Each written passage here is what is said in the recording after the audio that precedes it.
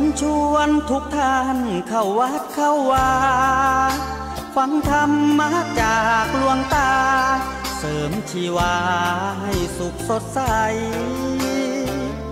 ยึดมั่นหลักธรรม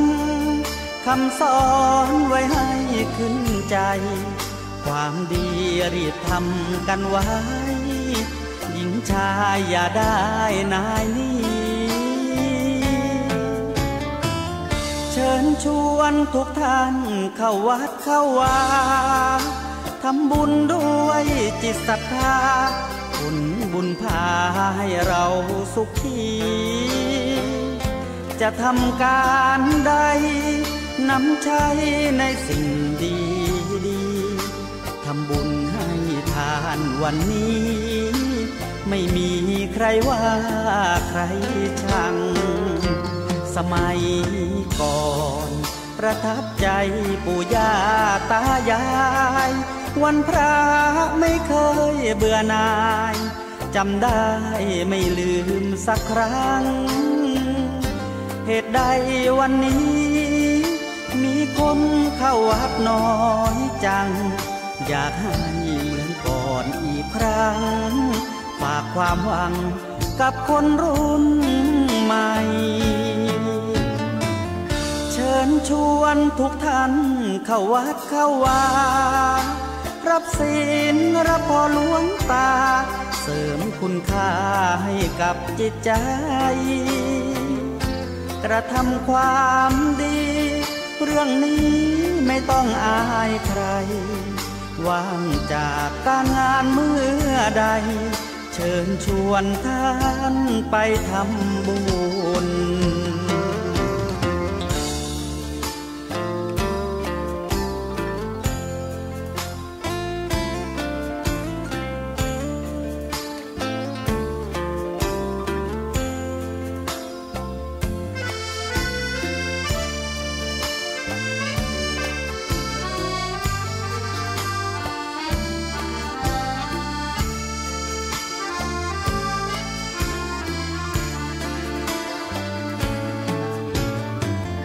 เชิญชวนทุกท่านเข้าวัดเข้าวารับศีลรับพรหลวงตาเสริมคุณค่าให้กับจิตใจกระทำความดีเรื่องนี้ไม่ต้องอายใครว่างจากการงานเมื่อใดเชิญชวนท่านไปทำบุญกระทำความดีเรื่องนี้ไม่ต้องอายใครฝากเพลงเชิญชวนหญิงชายอย่าอายเรื่องการทำบุญ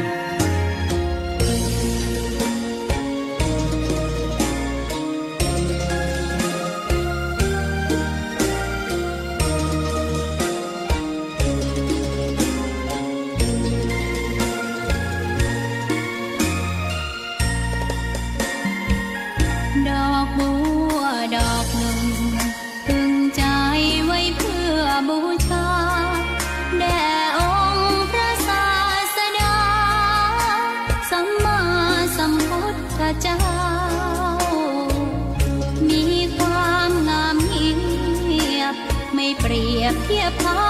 เทียบเราใครมองไม่งามช่างเขาแต่เจ้าก็คือดอกบัวด้วยความสัตย์ซื่อยึดถือความดีเป็นหลักใครรักไม่รักก็ไม่จมปลักมองมัวเมื่อโผล่พ้นน้ำก็เห็นความงาม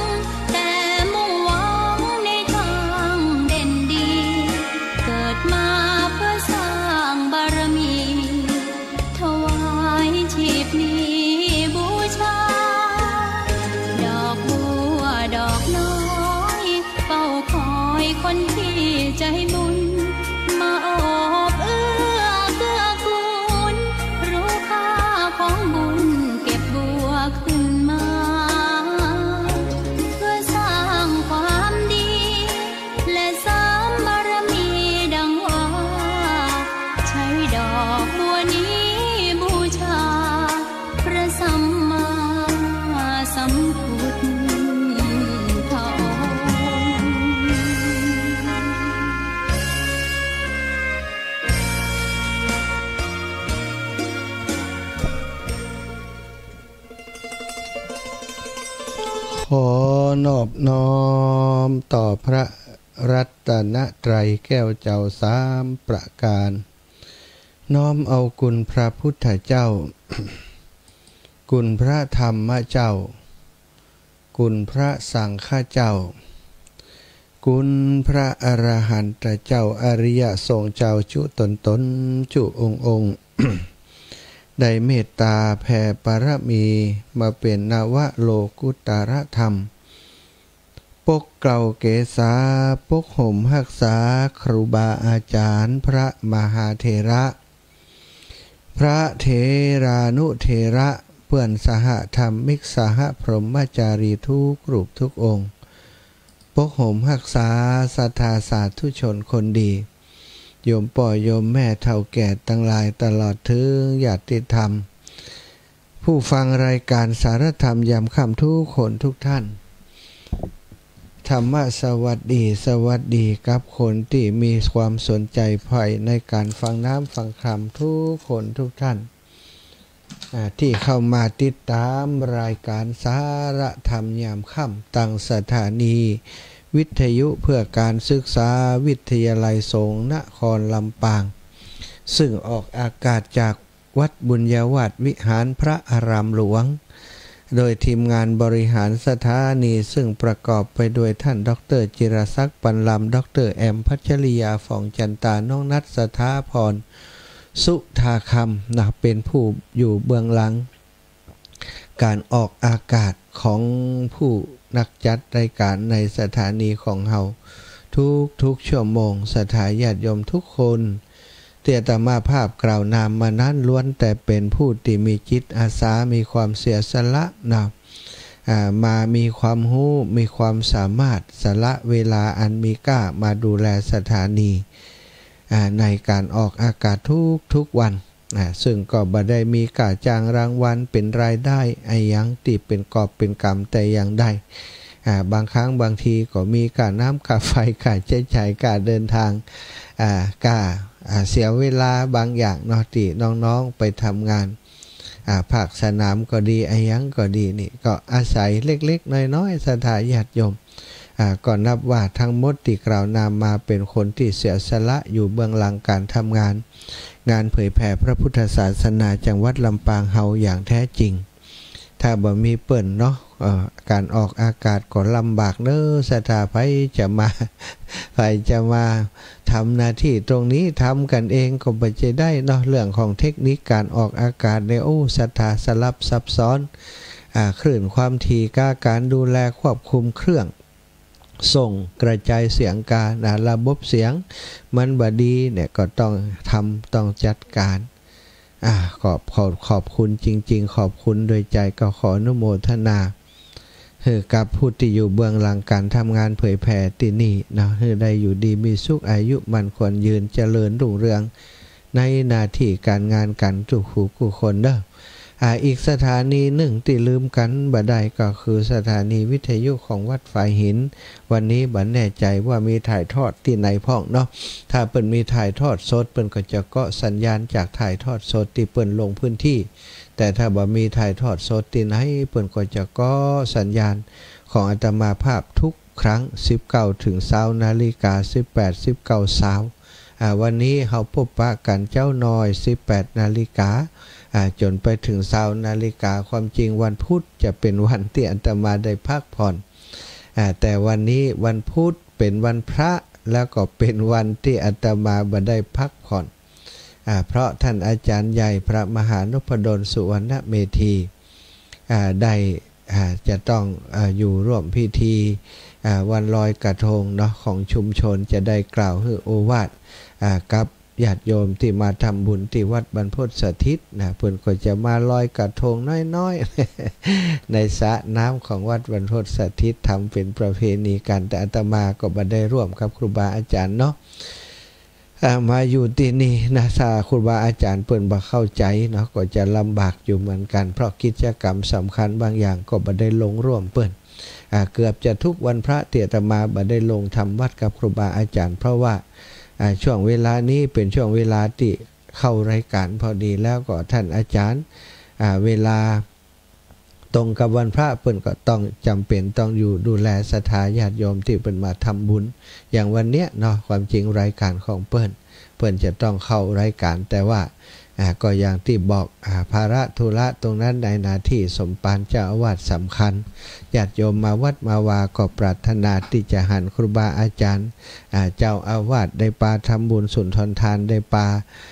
ทำกิจกรรมต่างๆถ้าบ่มีเจ้าอาวาสก็ลำบากแล้วศรัทธาเพราะฉะนั้นก็เข้าใจเนาะซึ่งกันและกันถึงเปิ่นถึงตัวนาศรัทธาบ่มีไผที่อยากจะหนีภาระหน้าที่โดยเฉพาะท่านอาจารย์พระมหานพดลสุวรรณเมธีเท่าที่อาตมาได้สัมผัสรู้จักกันมาเนาะท่านอาจารย์เป็นคนที่มีความตั้งใจมีความสนใจในการเผยแผ่น้ำธรรมคำสอนพระพุทธศาสนามาโดยตลอดศรัทธาบอกว่าจะ ในอดีตที่ผ่านมาเนาะที่วิทย์วัดบรรพตสถิตของเฮา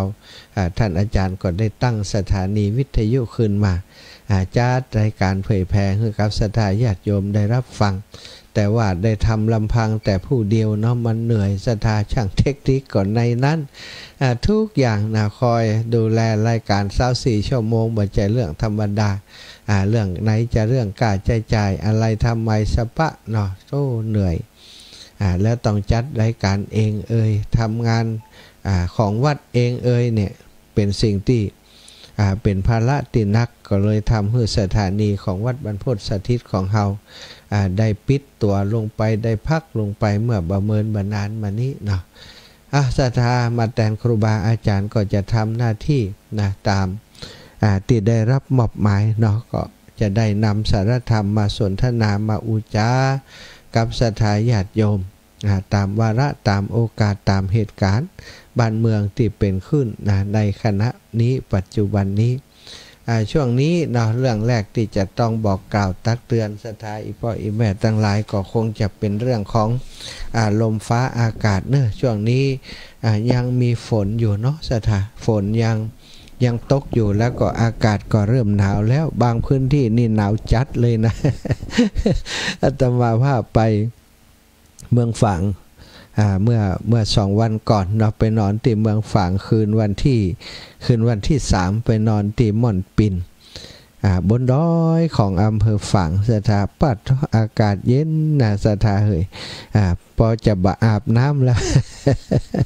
พอจะบะอาบน้ำตอนแรงแล้วแต่ว่าโดยความติเดินทางนิดเหนื่อยจำเป็นต้องอาบแล้วเนาะเพราะปกตินะมันเคยอาบทุกค่ำถ้าไม่ได้อาบน้ำมันก็เหมือนกับว่านอนบรรลับมันคันเนื้อคันตัวก็ต้องอาบน้ำส่งน้ำนะภาษาพระว่าส่งน้ำก็เย็นอากาศเย็นสบายไปแอวดอยอ่างขางก็ปลอดโทษศรัทธาญาติโยมหมอกลงหนาทึบเลยฝนตกอยู่ตลอดเส้นทางอันตรายมากช่วงนี้ใครจะไปแอวอ่างขางระมัดระวังเนอะขึ้นไปแล้วมันบ่มีตังกลับรถบ่มีตังถอยในยันให้ถึงสุดอย่างเดียวนะปอดทอธรรมโมสังโฆ มีคนติดตามไปว่ากำนี้หลับแล้วอาจารย์อีว่าก็ว่ากันไปเนาะบ่เคยหันคำเต๋อก็ไปหันอากาศเย็นอากาศเริ่มเย็นลงแต่ว่าก็ยังมีฝนประปรายเนาะฝนก็ลงมาตลอดตอนนี้หันว่าในอีกวัน2 วันนี้ฝนจะนักนะสัตว์วันที่9นี่เว้นกำเนิดน้องฝนอย่าไปมานักเต๋ออาจารย์จะมีการทำพิธีทำบุญที่นี่ บ่ต้องตกหนักเนาะก็ว่ากันไปเถอะสัตว์อยู่ลุ่มฟ้าจะเอาอะไรกับฝนเนาะเกิดเป็นคนบัดถึงที่ก็ตายเมื่อถึงที่ก็ตายนะเป็นธรรมดาเป็นธรรมชาติฝนช่วงท้ายปีส่งท้ายนี่ก็หลายคนก็จมเดือดร้อนจะเกี่ยวเข้าอยู่เนี่ยมันจะมาตกอย่างตัดนี้มันจะตกอย่างยามนี้ตอนกลางวาสามันยังบัดตกเต็มที่นะจะเอาอย่างใดสถาดินฟ้าอากาศเนาะธรรมชาตินะมันเอาตามเหตุตามปัจจัยของมันค่ะมันไม่ได้มีไผไปกำหนดกฎเกณฑ์หรือว่าไปสร้างมันขึ้นมานะแต่คนเฮาก็มันมีทางออกเนาะจะเกี่ยวเข้าอยู่ฮะนะเข้าสุกนี่หมดแล้วเหลืองจนงอมหมด ฝนตกมานะสตาโอ้เมียเข้ากูดคอหักคอลงไปเหี่ยผลผลิตก็ได้น้อยลงมีความเสียหายหนักขึ้นอินดูชาวนาสดาอินดูชาวนาอินดูโยมป่อโยมแม่ที่ทำให้ทำนาเกษตรกรทั้งหลายทำนาก็อย่าหวังจะเก็บเกี่ยวได้ราคาดีก็จะได้กำไรขายได้ตังมาก็ใจนี้ใจศีลเอามาดูแลอัตภาพครอบครัวดูแลครอบครัวแต่เป็นฝนฟ้าเป็นอย่างอีก่อนนักใจอยู่กับสถานยัดใจอยู่กับชาวนาทั้งหลายเนาะผลผลิตจะได้ลดน้อยลงไปนาบางคนกำลังจะเกี่ยวแล้วโอ้ฝนตกมาสมาตกซึ่งถ้ามีลมแหบเข้าแตบเหม็นเกี่ยวยากแถมจ้างไผไปเกี่ยวก่อมไปเอารถดูดกับเป็นขี้เปอะเปิ่นก็บ่ดูดทื่ออันนี้คือปัญหาของชาวนาเนาะเนี่ยธรรมชาติสิ่งแวดล้อมเป็นสิ่งที่เฮาทั้งหลายกำหนดกฎเกณฑ์กับเปิ้นบ่ได้แต่เปิ้นบอกว่าโดยเหตุโดยผลแล้วเฮาตั้นเจ้าทั้งหลายเนี่ยคนมนุษย์โลกของเฮาเนี่ยนะเป็นผู้ที่ทำให้ภาวะธรรมชาติสิ่งแวดล้อมนั้นแปรปรวนไปนะมันฝนฟ้าหนึ่งบัดตกต้องตามฤดูกาลบางทีเวลาตกมาก็ตกนักตรงหนาจนเอาบ่อยู่เอาบ่แปะเอาบ่ได้นะน้ำท่วมน้ำหลากเกิดปัญหากับชีวิตและทรัพย์สินเนาะช่วงนี้เมื่อยุดฝนหมดแล้วหนาวก็คงจะเข้ามาแล้วตอนนี้เปิ้นก็ประกาศเป็นช่วงฤดูหนาวแล้วเนาะสถาประกาศเป็นช่วงฤดูหนาวเข้าสู่ภาคของฤดูหนาวปีนี้เปิ้นก็คาดหมายว่าภาวะอากาศจะเย็นกว่าปีที่ผ่านมาภายที่มีผ้าเสื้ออุ่นคว้าหนุ่งยามหนาวเนี่ยมีอยู่เนาะเอาใส่กล่องใส่ลังไว้ เอามาซักสีสวีวันเอามาตากได้แล้วเนอะผ้าห่มผ้าหมอนผ้าห่มเครื่องนอนต่างๆก็เช่นเดียวกันเนาะเตรียมไว้ฤดูหนาวทำร่างกายให้อบอุ่นเพื่อจะผ่านฤดูหนาวซึ่งก็คงบ่หนาวเหมือนหรอกสถาเพราะว่าอุณหภูมิของโลกมันร้อนเนาะหนาวนี่หนาวก็บ่ค่อยมึน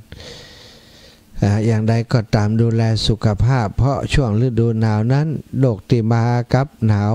ก็คือโรควัดโรคไอนะโรคระบาดต่างๆคราวก่อนก็ตื่นตกใจมีการประกาศว่าโอ้ไวรัสสายพันธุ์ใหม่โควิด-19 สายพันธุ์ใหม่กำลังเข้ามาอย่างนู่นอย่างนี้งานการเป็นงดจัดแล้วเนอะว่า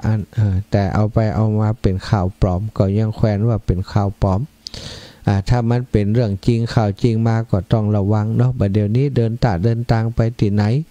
คนทั้งหลายก็ยังใส่แมสป้องกันโรคเหล่านี้อยู่เนาะ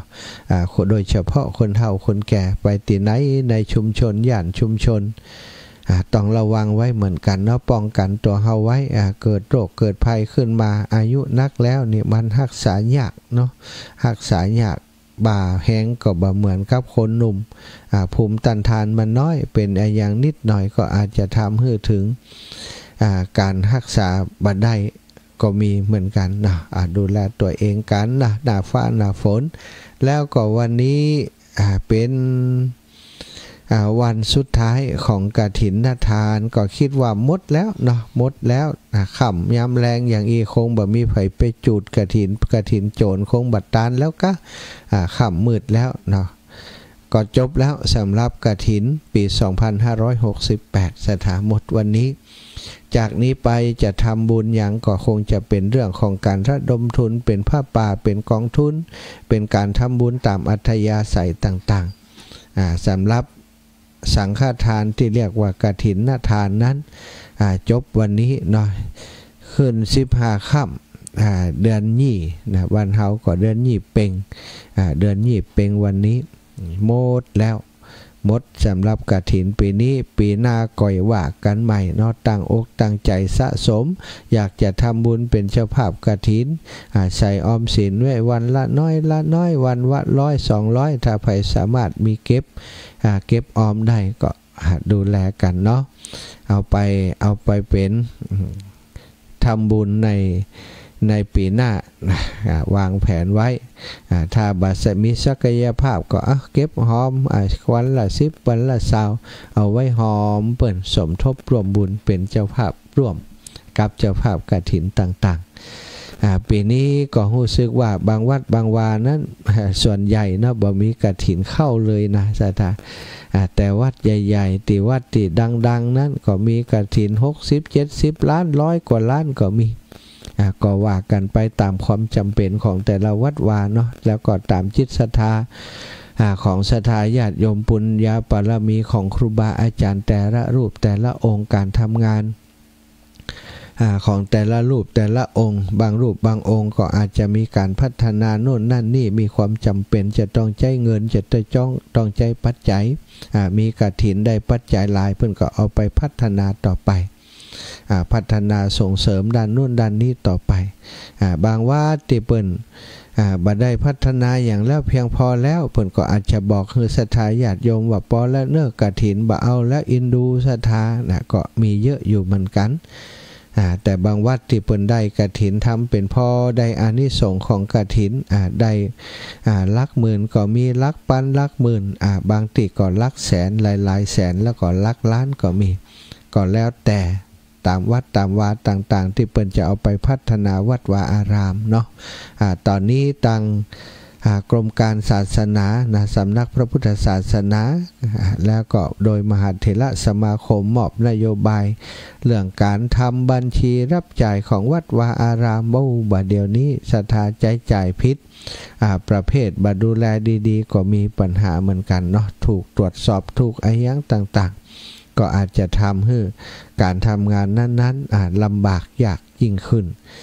บางครั้งบางทีครูบาอาจารย์ที่พัฒนาที่ผ่านมาก็อาศัยความสะดวกนะมีปัจจัยตัวใดก็ทำไปบัดเดี๋ยวนี้ทำอย่างเปิ่นบอกว่าต้องมีค่าใช้จ่ายได้เงินมาจากไหนจ่ายเงินไปอย่างใดต่อใดมีหลักฐานในอย่างไว้นะบางวัดปวดหัวบัดทำแล้วกู ลาออกเจ้าอาวาสไปก็มีบางวัดก็ทำบ่ไหวตายบ่ม่วนเครียดนะจากไปก่อนเวลาอันควรก็มีเงินเนาะหนักหนามาก็บริหารยากลำบากมีโอกาสที่จะถูกความโลภมาครอบงำกลายเป็นปัญหาอย่างที่เราได้ฟังข่าวสารต่างๆก็แล้วแต่ว่าคนที่บริหารเงินนั้นจะทำให้มันเกิดประโยชน์ให้มันโปร่งใสอย่างใดเนาะศรัทธาแต่ถือว่าอย่างใดก็ตามถือว่าเป็นประโยชน์วัดวาอารามต่างๆเปิ่นได้ปัจจัยมาก็บูรณะปฏิสังขรณ์วัดวาอารามวัดบรรพตสถิตของเฮาทอดกฐินมาท่านอาจารย์ก็จะนำเงินปัจจัยที่ได้มาซ่อมอาคารตอนนี้ก็คือซ่อมแล้วเนาะหรืออาคาร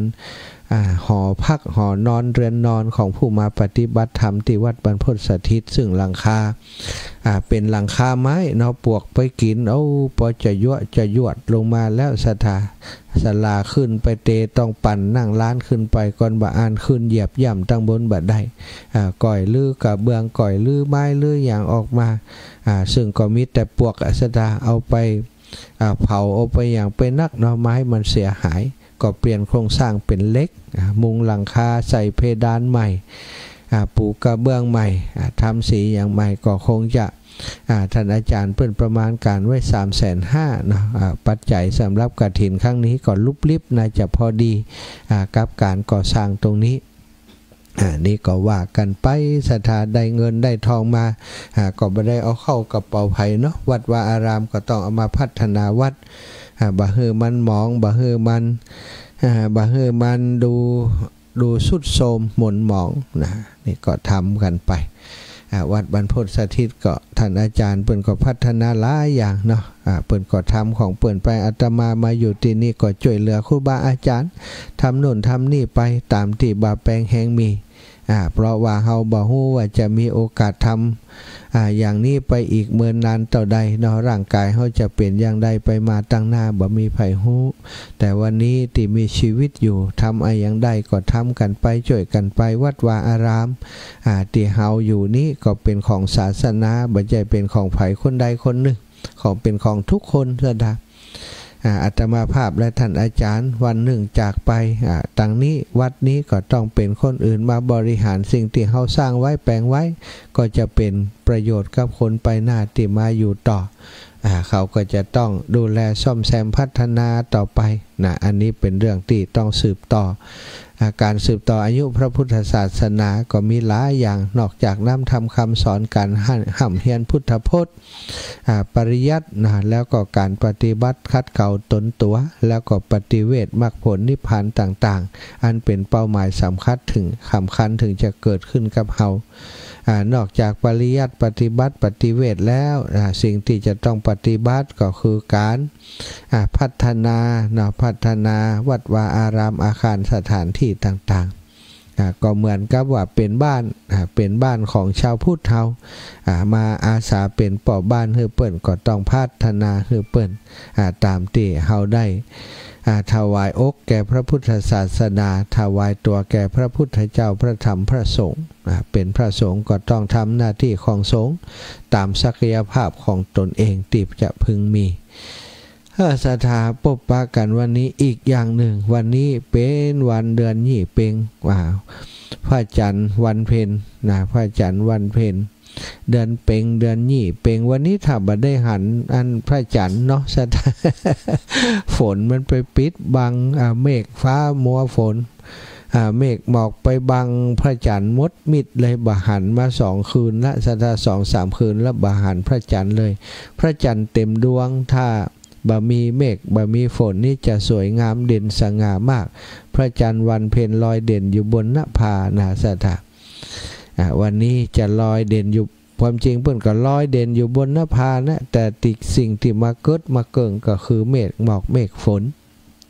ฝนนักก็มืดทึมสถาบาหันหยังเนาะเป็นเทศกาลลอยกระทงโดยเฉพาะคนไทยเนาะก็ถือว่ามีวัฒนธรรมประเพณีที่เกี่ยวเนื่องกับลอยกระทงหลายกิจกรรมด้วยกันสถากิจกรรมอย่างหนึ่งก็คือเป็นวันสุดท้ายของกฐินทุกปีวันสุดท้ายก็คือวันเนี้ยวันเพ็ญเดือนยี่เนี่ยนะวันเพ็ญเดือนยี่เป็งนะถ้าภาคกลางเป็นเดือน12วันเพ็ญเดือน12น้ำจะนองเต็มตลิ่งนะบ้านเฮาน้ำบ่นองแล้วน้ำแห้งแล้วแต่ว่ามันไปนองทางภาคกลางมันไปเต็มอยู่ทางภาคกลางนะอันนี้แต่ว่าบ้านเฮานี่น้ำท่วมน้ำอย่างมันผ่านไปแล้วแหละวันนี้กิจกรรมอย่างหนึ่งที่ว่าไปก็คือวันสุดท้ายของกฐินแล้ววันนี้ก็เป็นวันที่บางวัดบางวาเปิ่นตั้งธรรมหลวงนะตั้งธรรมหลวงวันเนี้ยนะวันเดือนเพ็งนี้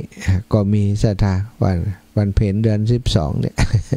เดือนยี่นี้นะเป็นธรรมแล้วบางวัดเปิ่นบ่ได้ตั้งธรรมหลวงเปิ่นก็ตั้งเปิ่นก็เป็นธรรมตานธรรมแก่ญาติที่ล่วงลับไปแล้วภาษาเมืองภาษาบ้านอาตมาเปิ่นว่าตานธรรมผิดตายนะตานธรรมผิดตายวันนี้นะเปิ่นก็จะมีบางที่บางแห่งเนาะ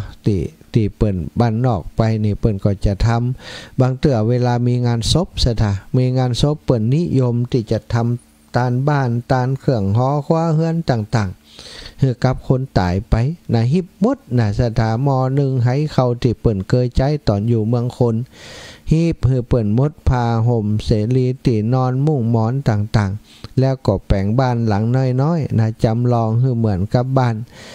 ที่มนุษย์อาศัยอยู่เนี่ยสถาแต่ว่าจำลองเหมือนกับบ้านเจ้าที่เนี่ยเนาะแต่จะใหญ่กว่าบ้านเจ้าที่สักหน่อยแปลงบ้านแปลงตานจ่องตานบ้านตานจองตานเครื่องห่อครัวเฮือนคือกับคนญาติล่วงลับไปแล้วถ้าว่าญาติพี่น้องคนใดลูกหลานคนใดบ่สามารถจะตานได้ในช่วงที่ศพยังอยู่นะว่าตานพร้อมประสาทเนี่ยตอนเปิดวันสุดท้ายเนี่ยเปิ่นก็บอกกันในญาติพี่น้องว่าเอาอันหลังจากนี้ไปเฮาเดือนยี่ก่อนเนาะเฮาค่อยตานให้เปิ่นเนี่ยซะจ้ะเมื่อตกลงกันว่าตานเดือนยี่ก็คือบ่ต้องเตรียมของเหล่านี้ตอนที่ตานพร้อมกับประสาทตอนตานวันสุดท้ายที่เอาศพขึ้นประสาทนั้นก็บัดตานละบัดตานบ้านตานจองละเอาไปตานเดือนยี่เอานาดหมายกัน นะแต่ว่าบางครั้งก็มีเหมือนกันที่ตาลเรียบร้อยหมดละถึงเดือนยี่มาใครทำบุญแหม ใครตาลแหมรอบหนึ่งตาลเพิ่นเรียกว่าตาลทำผิดตายปุจจาทำมหาวิบากมาแปลงบ้านแปลงจองเฮือเปิ้นหิบเครื่องห่อคอเฮือนมาใส่แหมใหม่ถ้าแล้วมันฝังไปบ่แล้วใจขาดนู่นขาดนี่ตาลแหมใหม่เวลาเปิ่นตาลอย่างตะวานี่เนาะวันดานี่นะวันดาแต่ว่าวันดาวัน14ค่ำนี่เปิ่นก็จะตั้งเปิ่นแปลงแล้วละเตอร์นะแปลงบ้านแปลงจองเรียบร้อยแล้วเปิ่นก็เอามาตั้งไว้ตีบ้านคนจะตาเจ้าบ้านญาติพี่น้องก็มาให้มาหอมส่งสังสรรค์กันมาหอมสตังเป็นต้นผ้าป่าต้นกันเตดธรรมของเปิ้นนั้นซึ่งแล้วเปิ้นก็จะมีคิวเนาะคนนี่สมมติว่าในชุมชนในคณะสถาวัดนั้นมี10คนที่เปิ้นจองตั้งจองทำตานทำผิดตายนั้น10คนเปิ้นก็จะมาจับฉลากเอาว่าไผเป็นคนที่จะได้มาตานก่อนตานทำก่อนตานบ้านตานเฮียนก่อนก็ได้คิวแล้วก็ไปรอตามคิวนั้นนัดกันว่าจะเริ่มเตดกี่โมงได้ทำอย่างก็เตดทำนั้นญาติพี่น้องพอถึงเวลาก็คนเอาบ้านจองน้อยนั้นไปที่วัดที่ว่าบางเตือมันใหญ่ล้ำไปขึ้นบนวิหารบัดได้ก็เอาตั้งไว้ติดศาลาโยงได้ลงมาเอาศรัทธาแล้วก็เอาทำไปคือครูบาอาจารย์ได้เตดแล้วประเคนเตดเสร็จก็ประเคนของทั้งหมดเรียบร้อยก็เป็นอันเสร็จสิ้นพิธีอันนี้เรียกว่าตานทำผิดตายก็เตดจนจบตุเจ้าที่ในวัดนั้นถ้ามี 3-4 รูปก็ยังแขวนน้อยถ้ารูปเดียวสมมุติว่ามีสัก10ผูกก็จำเป็นเตดให้ครบสักถึง10ผูกนั้นส่วนใหญ่เตหันเปิ้นเตดส่วนใหญ่ก็จะเป็นธรรมมหาวิบากของมาไล่โพธิ์ของสตานิพพานสูตรของหมู่เนี้ยเราจะเป็นทานที่เปิ้นทำที่เปิ้นตานพร้อมบานพร้อมจองคือกับญาติล่วงลับไปอันนี้ก็เป็นวิถีไทยวิถีพูดวิถีคนเมืองของคนล้านนาเฮาเวลาเดือนยี่เป็งก็มีกิจกรรมเหล่านี้เกิดขึ้นก็ทำให้ญาติญาติพี่น้องลูกหลานของผู้วายชนนั้นได้มีโอกาสมารวมตัวกันปกติแล้วอาจจะบักกับบานช่วงนี้พอหู้ข่าวว่าโอ้จะตานหายปอดตานหายแม่ผู้เป็นลูกเป็นเต้าก็ป้ากันมาปาครอบครัวปาลูกปาหลานมาช่วยกันเป็นเจ้าภาพห้างดาเครื่องจัดตานให้กับพ่อกับแม่นั้นจนเรียบร้อยเป็นความสมัครสมานสามัคคีกันพี่น้องเจ้าบ้านก็มาช่วยแปลงบ้านน้อยที่จัดตานนั้นศรัทธาบางที่บางแห่งเพิ่นก็ซื้อมาเป็นน้ำแล้วแบบอยากจะเป็นการเจ้าบ้านเพิ่นช่วยนั้นก็ว่ากันไปก็มีคนรับจ้างทำอยู่อันนี้ก็ดีดีถึง2อย่างแต่อย่างที่ทำกันเองก็ดีตรงที่มันไ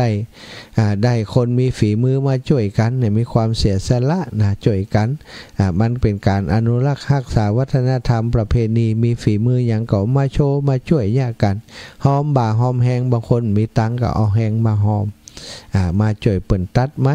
ตัดอย่างไม้ถ้าเปิ่นทำเองก็ส่วนใหญ่บางที่บางแห่งเปิ่นก็เอาไม้อย่างดีเพื่อจะ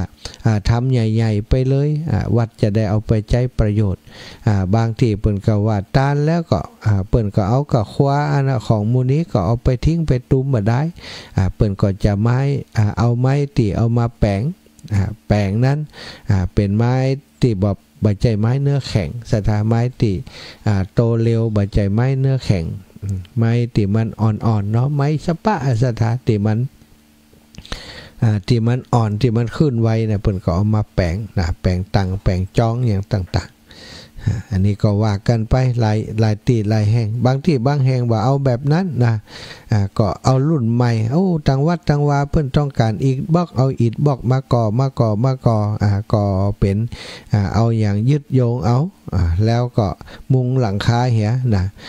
ของก็เหมือนกับแปลงบ้านปูนสถาแต่เวลาโยงได้มาหาบ้านหาเวลาตานแล้วเปิ่นก็ลื้อเอามา วัสดุที่เอาไปใช้เป็นบล็อกกาเป็นกระเบื้องกานี่วัดวาอารามเอาไปใช้ประโยชน์ได้อันนี้ก็เป็นความคิด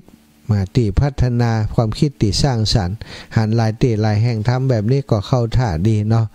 เข้าใจคิดบางที่บางแห่งก็ใจเต้นสถาน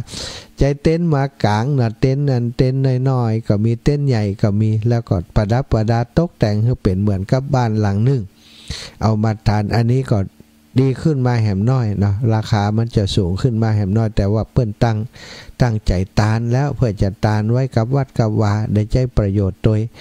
อุทิศบุญไปให้พ่อให้แม่ตัวอันนี้ก็คือสิ่งที่วัฒนธรรมประเพณีที่มีขึ้นในช่วงเดือนยี่เป่งวันนี้ก็บางวัดเปิ้นก็มีทำอย่างที่ว่าทำผิดตายบางวัดก็อาจจะบ่มีทำผิดตายแต่จะมีทำอันนี้สงผาติดนะอันนี้สงผางติดผาติดนี่ก็จะมีการแสดงธรรมอานิสงส์ผาติดหลายวัดหลายวาขณะนี้ก็กำลังเตดอยู่เนาะศรัทธาหลายคนได้ฟังไปโดยก็จุดผางติดผาติดนี้ไปโดยผาติดตินกานี่นะเอาไปจุดเนาะในเนื่องในโอกาสวันลอยกระทงกระเดียวจัดรายการแล้วก็จะไปจุดเหมือนกันแล้วก็จะเตดทำอันนี้ส่งผาติดเหมือนกันเนาะเตดคนเดียวเนี่ยก็ฟังคนเดียวเนี่ยต่างคือเทวบุตรเทวดาได้ฟังโดยกะศรัทธาเนาะมีผาติดติศรัทธาญาติโยมวันก่อนไปที่วัดแม่ห้องไคท่านอาจารย์พระครูชลทานพิทักษ์เปิ่นถวายมาวันนี้ก็จะตามปูจ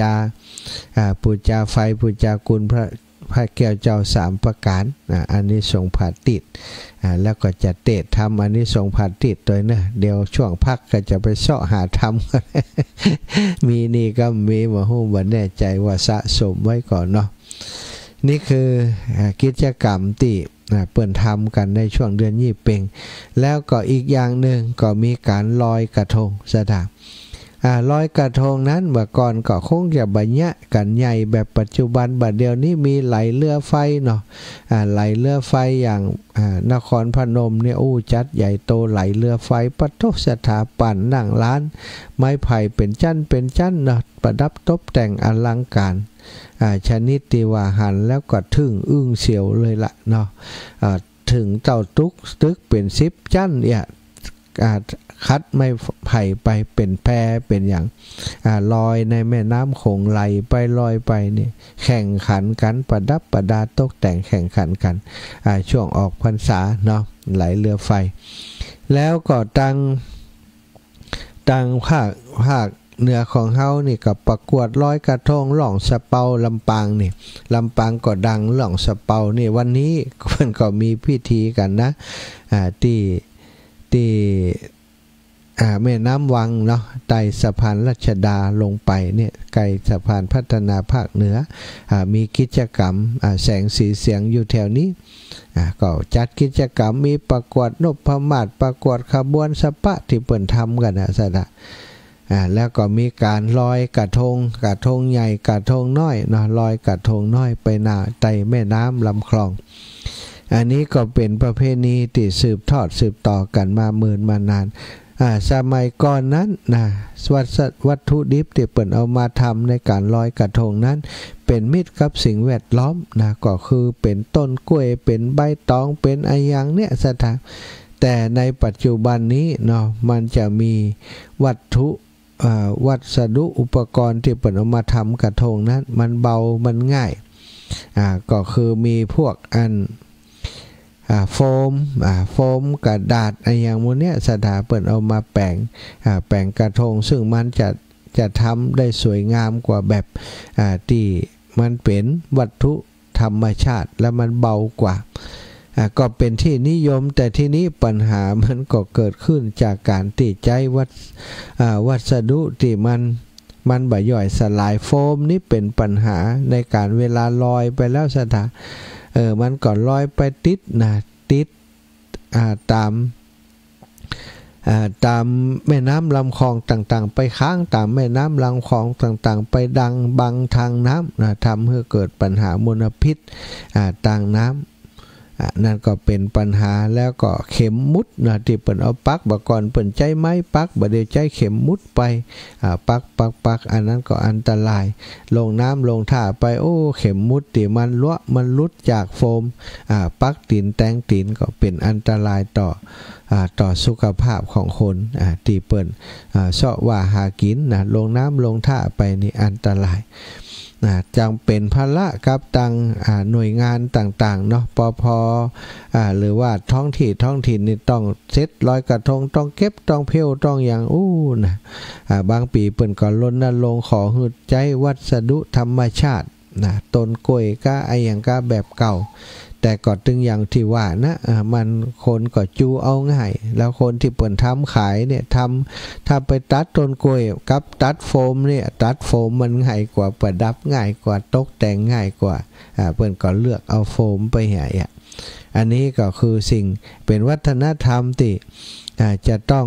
เอามาประยุกต์เอามาบางอย่างก็ประยุกต์ให้ทันสมัยแต่ว่าบางอย่างก็ต้องให้มันเป็นมิตรกับสิ่งแวดล้อมบ่ให้เป็นอันตรายต่อน้ำต่อดินเนาะต่อมนุษย์อันนี้วันนี้ก็มีการลอยกระทงกันเยอะเนาะคู่หนุ่มคู่สาวไปอธิษฐานลอยกระทงกันอธิษฐานลอยไปนะกระทงหลงทางวันนี้ ไฟจะมีกระทงหลงทางฝ่องก็พอกันเนาะคนที่เป็นหนุ่มเป็นสาวนี่ก็ม่วนกันลอยกระทงจูงมือกันไปลอยกระทงอันนี้ก็เป็นประเพณีเนาะเป็นวิถีธรรมวิถีไทยวิถีพุทธวิถีพุทธประเพณีแบบวิถีพุทธของเฮามีการเข้าวัดตั้งแต่เจ้าแล้วเนาะเฮาได้ไปทำบุญที่วัดไปฮือตานไปรักษาศีลไปฟังธรรมอานิสงส์ผาติดบางคนก็ฟังตั้งแต่เจ้าแล้วแล้วก็บางวัดเพิ่นก็จัดตอนค่ำตอนแรงก็ได้ฟังตอนค่ำตอนแรงบางวัดบางวาบางที่บางแห่งฟังธรรมแล้วเพิ่นก็ปากันลอยกระทงแห่โคมสายนะประกวดประขันประกวดประชันกันก็ว่าไปตามบริบทของพื้นที่ท้องถิ่นนั้นๆเนาะเฮาไปบ่ได้ไปบ่สะดวกนะก็อยู่ที่บ้านที่จองฟังธรรม อีฝอยอีแม่ทั้งหลายก็ฟังธรรมอยู่ที่บ้านนี่นะหลายคนก็ไปวัดไปวาวันนี้นะไปวัดไปวาไปวัดร่วมกิจกรรมถึงค่ำเนาะตอนนี้ยังแหมชั่วโมงหนึ่งที่จะได้พบปะกันก็เดี๋ยวจะค้นหาธรรมอานิสงส์ผาติดมีคำมีผู้ศรัทธาถ้ามีก็จะได้นำมาเทศน์ให้ศรัทธาญาติโยมฟังถ้าบ่มีก็จะได้อูถึงเรื่องราวของวัฒนธรรมประเพณีหรือว่าสิ่งต่างๆที่ควรจะปฏิบัติในช่วงที่มดฤดูกาลเข้าวสานแล้วก็มดกฐินทานแล้วจากนี้ไปเราจะทำบุญทำกุศลจะปฏิบัติตัวกันอย่างใดพบปะกันในชั่วโมงที่2สำหรับชั่วโมงนี้จะปั่นเวลาแบ่งเวลาให้ปล่อยแม่ที่ฟังรายการได้โทรมามาจากันแสดงความคิดเห็นเนาะในช่วงประมาณสัก10นาทีนี้กันแล้วกัน0808844173 0808844173เน้อโทรมามาจากกันสำหรับพี่น้องสีหมวดเก้าบ้านหนองยางเนาะมีหลายคนว่าท่านอาจารย์ไปตั้งใดช่วงนี้บาหันมาบินทบาทตั้งเพศสักเตือนแต่วิทยุก็บ่จัดวิทยุก็ดักปิ้งแต่ว่าก็บ่จัดนะ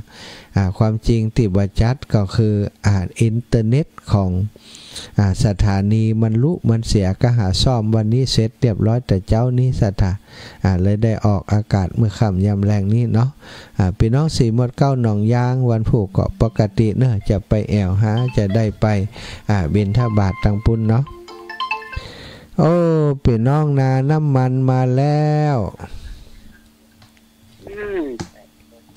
เจ้าแม่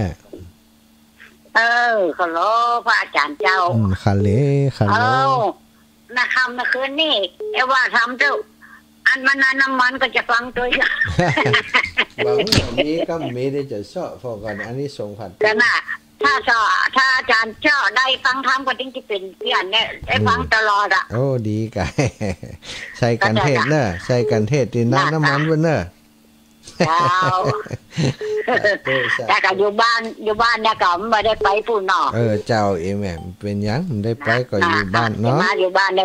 ถ้าพระอาจารย์ก็จะเป็นเพี้ยนฟังทำตัวเนี่ยเจ้าได้เลย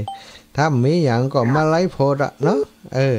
เจ้าถ้ามีอันนั้นฟังอย่างก็ฟังหมดอะถ้าวันนี้พระอาจารย์ไปงอมน่ะโอ้แซ่เนื้อมันคนมากับเจ้าวันบางตัวมากับเจ้าได้ออกฟังกันญาตินิติต่อกันที่แม่เนาะบางท่าก็มีกับเฟ้งแล้วโอ้ไปจังได้ไก่กับอะไรหันเด้อวันนี้ไปละกันเด้อเจ้าอีแม่เวลามีการมีงานอะไรอย่างก็ได้อะชาววิทยุนี่เนาะแบบมันจะหมดละเจ้าสาธุนะครับสายอื่นก่อนเด้ออย่าสาธุเจ้าบุญหักษาจ้ะ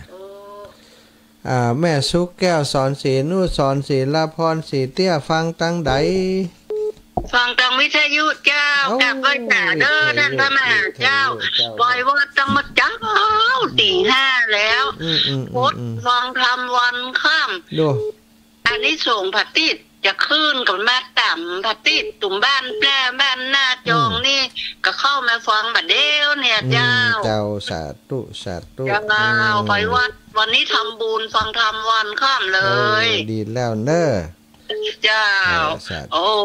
เป็นบุญเป็นฝนกระตกชุดวันเลยนั่งในวิหารนะลงมาอยู่ช่าจ้ามันก็เปิงเลยแบบได้ป่วยว่าวป่วยสังซักอย่างเจ้ากลับไปจ่าเด้อสุขภาพแข็งแรงเด้อสาธุเจ้าแม่แม่กาบแก้วสีอินแก้วมาสักการเจ้าท่านอาจารย์เจ้าแฮปปี้เบิร์ธเดย์อยู่ดีมีสุขเนอะเจ้าเบิร์ธเดย์ทูยูแหละสุขภาพแข็งแรงเป็นดีลมโพลมใสของญาติโยมเนอะเจ้าขอบคุณรอฟังอยู่บ้านดีเด้อไปวัดบ่ได้ไปมันได้แล้วตาชุ่มไกลแล้วอันนี้ทรงปะหีบจุดที่หน้าบ้านนี่เราฟังเด้อเจ้าสาธุเจ้าเดี๋ยวซ้อหาทำก่อนมิมหูเด้อเจริญพรแม่น้อมสุภาวงศ์เจ้าไว้วัดเมื่อตีห้าแล้วเด้อวัดเท่ากล้ามานี่ไปเลิงวัดน่ะเป็นเลิงผูกปัดโทษเป็นทำนะกะที่ว่าเนี่ยก็ทำผิดตายนี่กะทำอะไรอย่างทำมหาจัดกะทิศจัดทิศจัดเจ้าทิศจัดตีห้าปล่อยโอ้ก็ได้บุญหนักเนาะเปอะมากะใส่บาตรอุปคุตกับใส่วอดคณะดูหับมาเลยวันนี้บุญสปะบุญแล้วเจ้าสาธุแหนมลอยกระทงกับแมลงเนี้ยน่ะลอยกระทงแหมเนาะแหนมมันใกล้วัดมันติดวัดเจ้าไก่หันสบายเลยเจ้าสาธุแม่นะเจ้าบุญรักษาไปแผ่วปุ้นรนี่โป่งทีวีแม่สงเงียมใช้น้ำโทรไม้แหมไม้เนอะแม่ตะกี้ฮับบัตานสักคำเจริญพรโยมแม่สงเงียมมาแล้วนมัสการเจ้าท่านอาจารย์ตะปุ้นฝนตกกับเจ้าต่อกวนขำอย่างเดียวกันนะแม่เฮ้ยปุ้นเนาะเหมือนกันนะเจ้าเนี่ยมันได้ไปลอยกระทงไหนอะเนาะมันได้ไปกระทงกับไผ่ละมันได้ลงทางละอยู่จะยินเป็นทุกเนอร์มีสุขภาพที่แข็งแรงเนอะเจ้าอันนี้เป็นลมโพลมใจของศาสนาพุทธนะเจ้าเนอเป็นกำลังใจนะเจ้ามีโอกาสไม่เอาแหมเนอวัดบรรพตเนอเจ้ามันโป่งนี่จะมาแห่มมาได้บอกงูเจ้าก็แล้วแต่แม่จะชวนไปกะถ้าแม่ชวนไปมันได้ก็แป๊ะก็ถ้าเปิดนิมนต์มาก็ได้มาอยู่ประเดี๋ยวนี้หัวขับได้แม่ไปเต่าวันนั้นได้เกินเดือนแล้วเนี่ยดูเขาเนี่ยอย่างไรเต่านี่ฮะไปต้องสะดุดทานไปต้องสะไปตกลงจัดไก่ของเขาแม่บวมขนาดประเดี๋ยวนี้บ่หายเตือนนะโอ้ยเจ้าไปวัดก็บ่ได้ไปอ่ะ ไม่ลูกไปเหี่ยอันเนาะเอาดีละอยู่บ้านไปได้ก็ให้ลูกไปเนาะเจ้าอายุแม่ก็77วันเนี้ยนี่โอ้เกิดวันเดียวกันกะตึงท่านกะโอ้เฮาก็5พฤศจิกายนนี่ก็วันเนี้ยเนี่ยโอ้แม่77วันเนี้ยนี่วันที่5พฤศจิกายนอันก็เต่ากันนะอันเฮา63อยู่คุณรักษาเป็นหลวงพ่อบุญรักษาแม่เด้อเจ้าเด้อเจ้าสุขยิสุขเด้อสาธุเจ้าเกิดตรงกันนี่แม่เจริญพรแม่เอ้ยบ้านใหม่วังมนเป็นสาเจ้าท่านอาจารย์เจ้าวันนั้นเป็นไรสักคำแน่คนบ่ฮักกันแต่บ่ฮักกันแต่เนี่ยกันนี่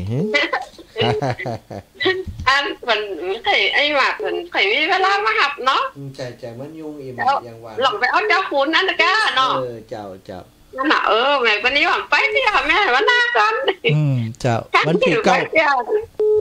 9นี่วันเกิดกับมากับอันทำบุญวันเกิดวันที่9เกิดวันเนี้ยแต่ไปทำบุญวันที่9ไปแล้วก็อันแม่วันนี้มันจะไปเกากะหาโอ้มั่มได้ก็ฮะเดี๋ยวจะโทรหาคนต้นข้าวของตัวอยู่ในบ่สาธุเจ้าเป็นกำลังใจอาจารย์นะเจ้าเจ้าแม่ไว้สาเจ้าเจริญพรแม่ไล่ภาพเตจ๊ะไว้สาจันมาหาเจ้าเจ้าแม่ได้เป็นบัดนี้บัดตานเปิ่นบัดตานเปิ่นจ้องการรับบุญส่งหาสาเด้อเจ้าอีแม่จ้องคิ้วไว้ก่อนเจ้าขอไว้สาเด้อท่านมหาเจ้าเข้ามาจังติดกายไปก็คือเติงหาอยู่นั่นก็ไปอันจอมพออีแม่โอ้มขึ้นไปลูกอีนี่ยากอ่ะมันประเด็นเรื่องจอมพอก็ได้ไปแม่เฮ้ยเจ้าไปที่บ้านทองเศรษฐีกับได้ไปได้ไปไหนไปเดียวมันถามพี่แข่งกับพี่เจ้านั่นน่ะน้าเท่าแล้วเป็นสัปปะแน่75ละแม่โอ้75ได้แบบบุญ52 53น่ะอยู่นี่มีช่วงทางเงินการไปถวายจะให้เอาเจ้าอีแม่คนเนี่ยนะมาเจ้าสาธุเนอะอยู่นี่มีช่วงเหมือนกันสาธุเจ้า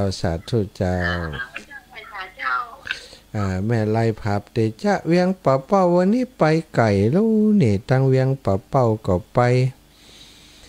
เวียงป่าเป้าแหมเนาะตั้งเชียงใหม่ตะกี้แม่ย่าไอ้อย่างนี้แม่กันท่าวังแม่ย่าแก้วกันท่าวังเนาะโอ้มาแล้วแม่แก้วโทนาบุตรแต่กี่กันท่าวังขวางเปานี่โทนาบุตรนำท่งนี่วันที่9ทำมานิ่มฮักกันนะมาหับบ่ไปหับถ่ายกาชวนกันมาเนี่ยชวนกันมาเนี่ยเดี๋ยวคือสลามเมียนหับบ่มันถามแม่นวลมันนวลไปเหรอแม่มากะแม่นวลถึงมาอะไรกันมาหับยาเดี๋ยวบอกแม่ยานวลก็ฟังอยู่กะเดี๋ยวจึงโทรหากันเด้อแม่ยาจะมาอีหนอกี่คน4-5 คนกะโอ้คนเยอะแยะเลยคนนี้วันอ่ะนะวันเดียวกันเฮียอันจะปิดอย่ามาเพนเด้อมาหาแอดจมเฮียกะเอาเมย่ามาเพมาหาแอดจมกำลังใจดื้อสาธุยาบุญรักษาเมย่าเน้อเมย่าสีนวลฟังอยู่ไปลืมจวนเมย่าแก้วโทนาบุตรจิมเน้อเมย่าแก้วโทนาบุตรไข่มาเอวศรัทธาตอนนี้ใกล้จะหมดเวลาใกล้จะเวลาหมดแล้วศรัทธาญาติโยม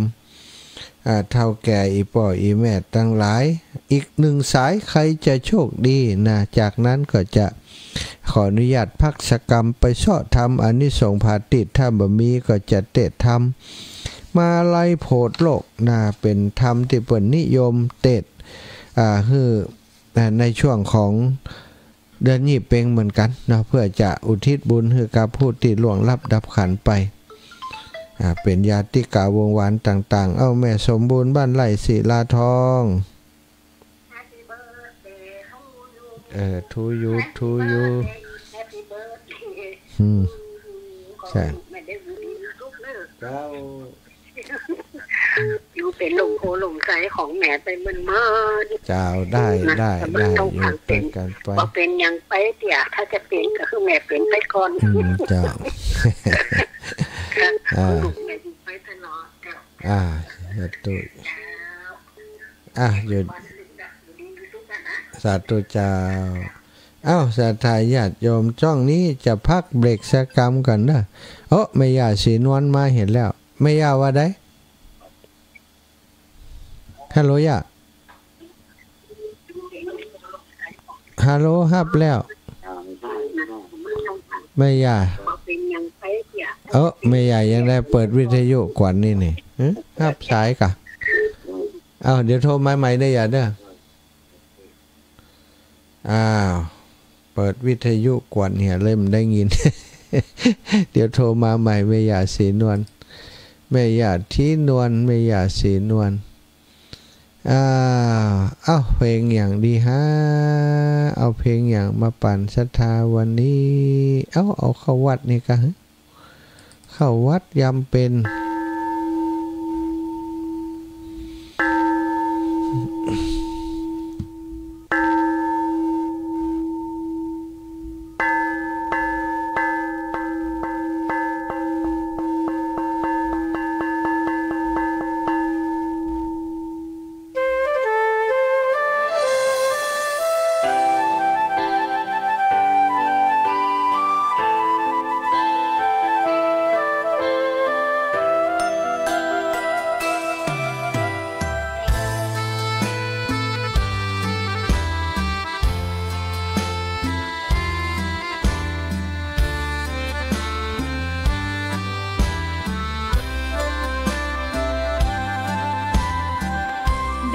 เกิดเป็นคนนั้นยากจริงนะ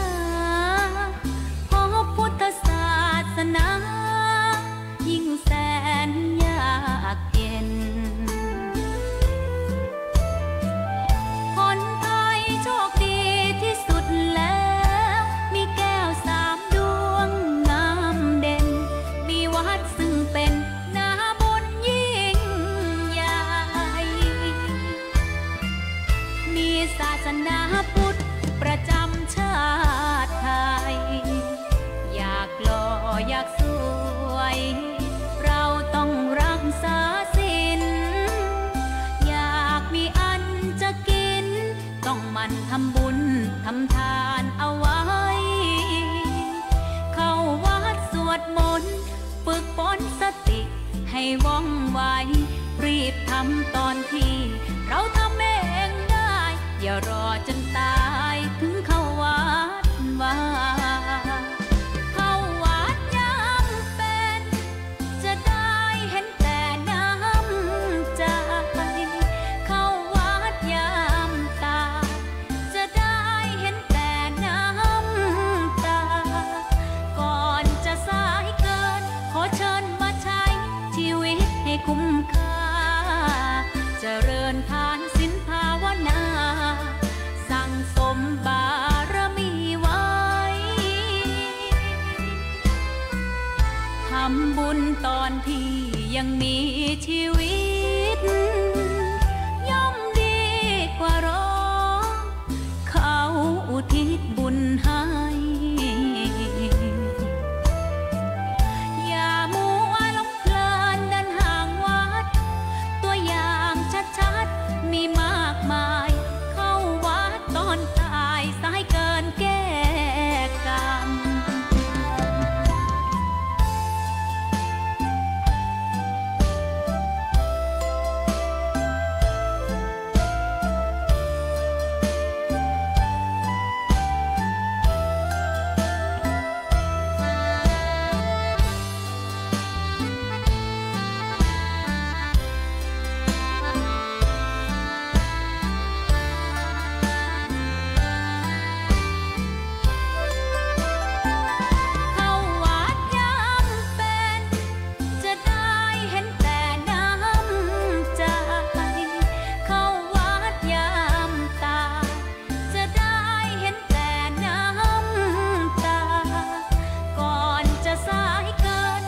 ชิญมาใช้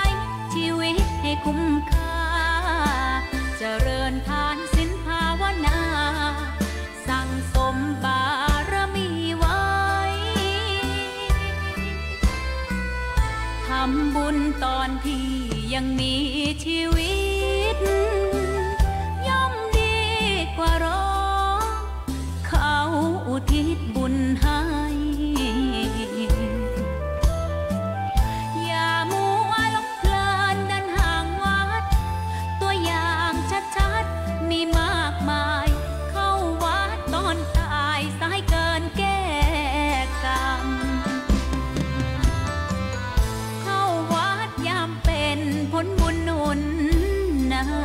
ำเข้าวัดยามเป็นจะได้เห็นแต่น้ำใจเข้าวัดยามตายจะได้เห็นแต่น้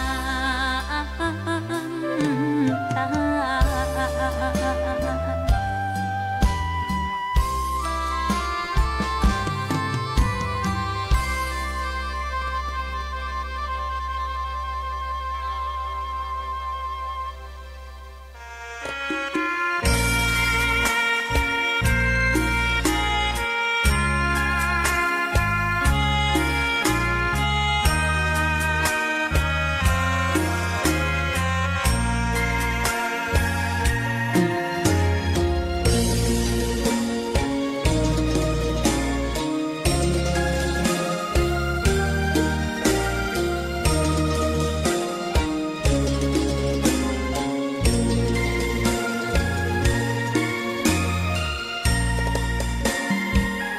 ดอกบัวดอกหนึ่งตึงใจไว้เพื่อบูชาแด่องค์พระศาสดาสัมมาสัมพุทธเจ้ามีความงามเงียบไม่เปรียบเทียบเขาเทียบเราใครมองไม่งามช่างเขาแต่เจ้าก็คือดอกบัวด้วยความสัตย์ซื่อยึดถือความดีเป็นหลักใครรักไม่รักก็ไม่จมปลักมองมัวเมื่อโผล่พ้นน้ำ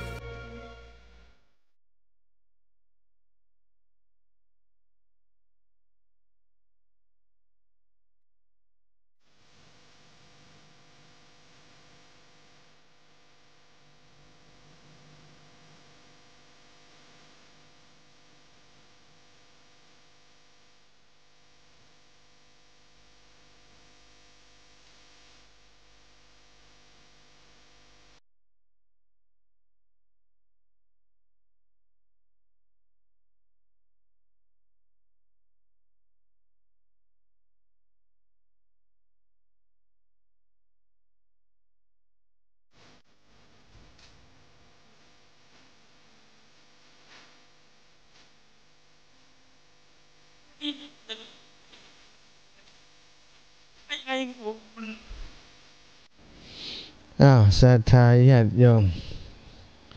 พบปะกันในชั่วโมงที่2เนาะศรัทธาอีพ่ออีแม่หลายคนก็อาจจะกำลังหาเปิด รายการเข้ามาฟังตอนนี้เนาะอาตมาภาพได้เข้ารายการมาตั้งแต่ชั่วโมงแรกก็คือ 18 นาฬิกาถึง 19 นาฬิกาผ่านไปตอนนี้อยู่ในช่วงเวลา 19 ถึง 20 นาฬิกาวันพุธทุกวันพุธนะศรัทธาท่านอาจารย์พระมหานพดลสุวรรณเมธีเจ้าคณะอำเภอวังเหนือสมปานเจ้าวัดบรรพตสถิตพงศ์อำนวยการวิทยาลัยสงฆ์นครลำปางถ้าเปิดบัตรติดอย่างเปิดก็จะจัดรายการให้ศรัทธาญาติโยมได้รับฟังแต่วันนี้เป็น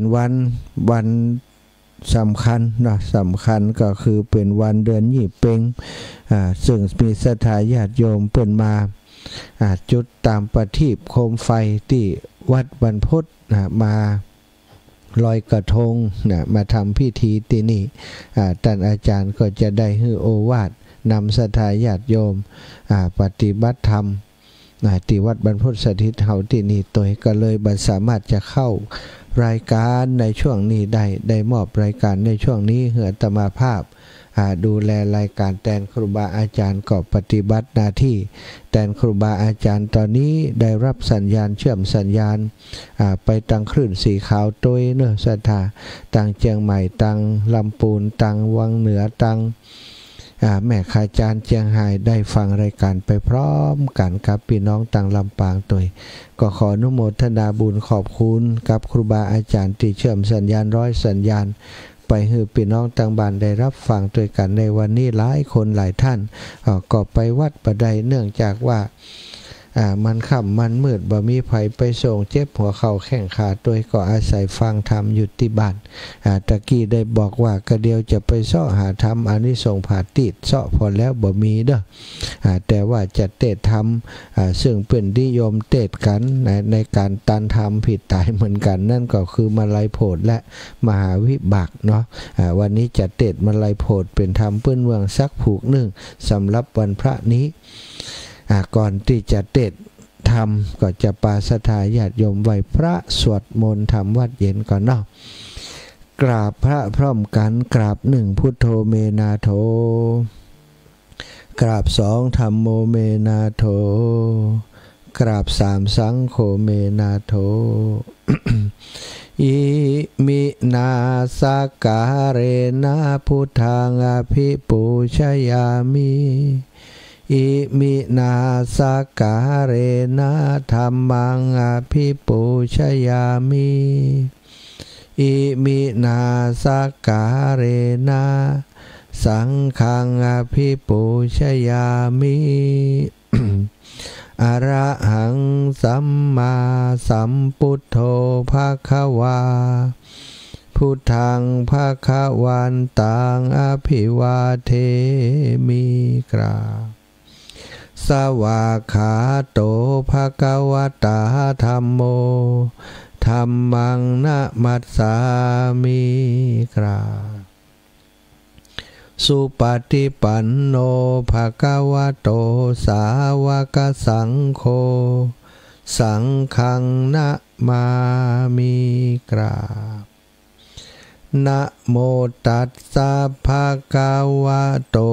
อะระหะโตสัมมาสัมพุทธัสสะนะโมตัสสะภะคะวะโตอะระหะโตสัมมาสัมพุทธัสสะนะโมตัสสะภะคะวะโตอะระหะโตสัมมาสัมพุทธัสสะพุทธังสรณังคัจฉามิธัมมังสรณังคัจฉามิสังฆังสรณังคัจฉามิตุติยัมปิพุทธังสรณังคัจฉามิตุติยัมปิธัมมังสรณังคัจฉามิตุติยัมปิสังฆังสรณังคัจฉามิตาติยัมปิพุทธังสรณังคัจฉามิต ตาติยัมปิธัมมังสารนังกัจฉามิตาติยัมปิสังฆังสารนังกัจฉามิอิติปิโสภะคะวะอะระหังสัมมาสัมพุทโธวิชชาจารณะสัมปันโนสุขโตโลกวิทูอนุตตโรปุริสธัมมะสารทิสัทธาเทวมนุสสานังพุทโธภะคะวะติสวะคาโตภะคะวะตาธัมโมสันทิฏฐิโกอากาลิโกเอหิปัสสิโกโอปันนายิโกปัจจตังเวทิตาโพวินโยหิติสุปฏิปันโนภะคะวะโตสาวกสังโฆอุชุปฏิปันโนภะคะวะโตสาวกสังโฆยายาปฏิปันโนภะคะวะโตสาวกสังโฆสามิจิปฏิปันโนภะคะวะโตสาวกสังโฆยะทิทังจัตตาริปุริสายุคานิอัฏฐปุริสาปุคะลาเอสาภะคะวะโตสาวกสังโฆอาหุนายโยปาหุนายโยทักขินายโยอัญชลิการะนิโยอนุตตรังปุญญเขตังโลกัสสาติกราบพระพร้อมกันเนอสัทธาญาติโยมกราบหนึ่งพุทธังวารันตังศิรสานะมามีกราบสองธัมมังวารันตังศิรสานะมามีกราบสามสังฆังวรันตังศิรสานะมามีไหวพระนบธรรมทำวัดเย็นเป็นติเรียบร้อยเอาต่อไปก็ตามติได้สัญญิงสัญญาไว้น่าจะเตะธรรมพื้นเมืองในโอกาสที่วันนี้เดือนยี่เป่งคือศรัทธาญาติโยมได้รับฟังสักกันหนึ่งเนอะเป็นการมาลัยโพธิโลกเป็นการที่เพื่อนนิยมเตะในช่วงของการตานทำผีตายนะมหาวิบากก็ดีมาลัยโพธิก็ดีเพื่อนก็นิยมเตะกันเนาะเสาะหาอานิสงส์ผาติดบปะนะศรัทธาญาติโยมอยู่ไหนวะฮู้เนาะว่าได้เตรียมไว้มาคืดเอาจวนจำจริงๆแล้วติคืดจวนจำเพราะว่าวันนี้มันบัดใจมือของอาตมาที่จะเข้ารายการมาแทนท่านอาจารย์ไปเสาะหาเวลาน้อยก็เลยบปะเนาะศรัทธาสตั้งใจสดับรับฟังธรรมมาลัยโพธิโลกเนอจะอุทิศผลบุญตานี้ให้เจ้ากรรมนายเวรเจ้าเทวบุตรเจ้าเทวดาญาติกาวงวานตั้งหลายก็ตามแต่ใจศรัทธาจะอุทิศไปให้วิธีการเป็นเจ้าภาพกันเตศศรัทธามีปัจจัยบาท2 บาทมีข้าวตอกดอกไม้นะเอาใส่ขันใส่จานใส่ถาดไว้ยื่นยกขึ้นเหนือหัวว่าข้าพเจ้าขอบูชายังทำเทศนาการนี้อุทิศไปให้ญาติกาวงวานเจ้ากรรมนายเวรเนอนะศรัทธาแล้วก็เอาตั้งไว้วางไว้ในที่อันควรแล้วก็ฟังทำไปจบแล้วเดี๋ยวอาตมาปั่นปอนศรัทธาก็โยกขึ้นไปประเคนไว้ตีนาพระพุทธรูปในบ้านพระประธานในบ้านถ้ามีถ้าบ่มีก็ยกไปจุตำติวิทยุหัน เสียงอาตมาออกจากหันมาเนาะพร้อมแล้วตั้งใจสดับรับฟังเด้อ นะโมตัสสะภะคะวะโตอะระหะโตสัมมาสัมพุทธัสสะ นะโมตัสสะภะคะวะโตอะระหะโตสัมมาสัมพุทธัสสะนะโมตัสสะภะคะวะโตอะระหะโตสัมมาสัมพุทธัสสะสุรณมหินิยังพุทธเศรษฐังนามิตัวพุทธกัตตัสสะสักกัจจังธรรมันจาสังขัญจานามิตัวสักการะจานาปะตังมาลายนามาวัตถุปารมัตถวิชิตตังอารัพพิสังสมาเสติสาธโวดุราสัพปุริสัตตั้งหลายอาจารย์เจ้าตนแป่งกรรมปีมาลัยอันนี้หากตั้งไว้เป็นเตีไว้และสักการะปูจาแก่คนและเทวดาทั้งหลายเปื่อหือหายอนทะลายตั้งไปในและไปนอกทุกดาวขอกขันธสีมาด้วยกรรมปีมาลัยอันนี้และนาตามอัตตากาถาบาทแห่งบาทอันนักผาเจ้าทั้งหลายเปิงรู้ดังจากวิสัชนาไปนานิเตนะมิตรตัวผู้ข้าก่อไว้ยังพระนะวาโลกุตตระธรรมเจ้าเก่าภาการกับต่างพระปริยัติธรรมดวงงามพระเสริฐอันบังเกิดแต่พระอุรานะมิตรตัว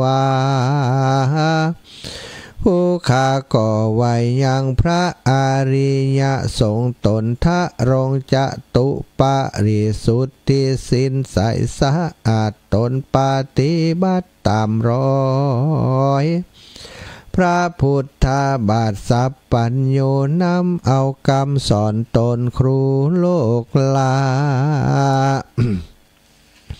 เหือบังเกิดศรัทธาปัสสาทะแก่กาแก่คนและเทวดาทั้งหลายและนาอาติเตกาเลในกาลอันล่วงแล้วยังมีตนแก้วมหาเตนตนหนึ่งชื่อว่าเตปะมาลัยตนทะลงสินใสวิเศษพระกอบไปด้วยเหตุอิทธิฤทธิญาณนิสัยก็อาสะไหลเสิงบานอันหนึ่งชื่อว่ากัมโพจะกรรมอันอยู่ในเขตตัมมะปานัยยตะวีปอันเป็นที่อยู่แห่งเจ้าแก้วกูสามปาการเอกเทวสังยังมีในวันหนึ่งใส่มหาเตนเตปะมาลายตนองค์อาจเจ้าก็กากาดไปยังนาลกเพื่อจักยกเอายังฝูงเป็ดอันใดสังเกตเหมือนมา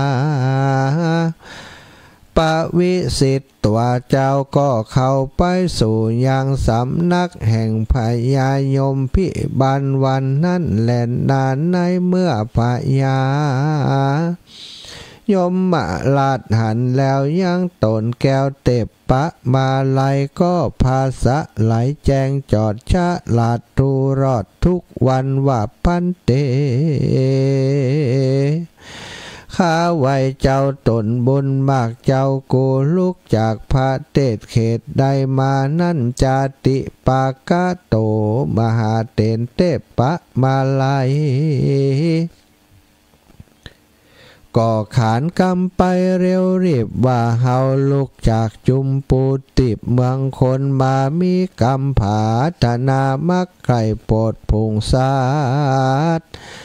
อันต้องโตดอยู่ในอาบายแต่ดิลียามาลาจาอาหะพระยายมมาราชก็จริงยกนิ้ววาดวันตาว่าข้าแต่เจ้ากูผู้มีบุญมากจบชะลาตูรอดอันว่าเจ้าเมืองนอกจมปูเขายังดูกระทำบุญกรรมมีมากรู้ว่ากระทำบาปมีหลายอันจาเตสัตตาอันว่าสัตว์ตั้งหลายตั้งมวลมีมากเขาละขับไว้เมืองคนป่าเอาตนเตียวมาเข้าสู่มาอยู่ห้องสู่อะบายยังมีหลายเหลือล้นเขาก็พาธนาใครปนจากทุกตดใครสะเวยสุขโสดสำราญโดยบุญสมปานพระเป็นเจ้าแด่ผ่องเตอะตีนาน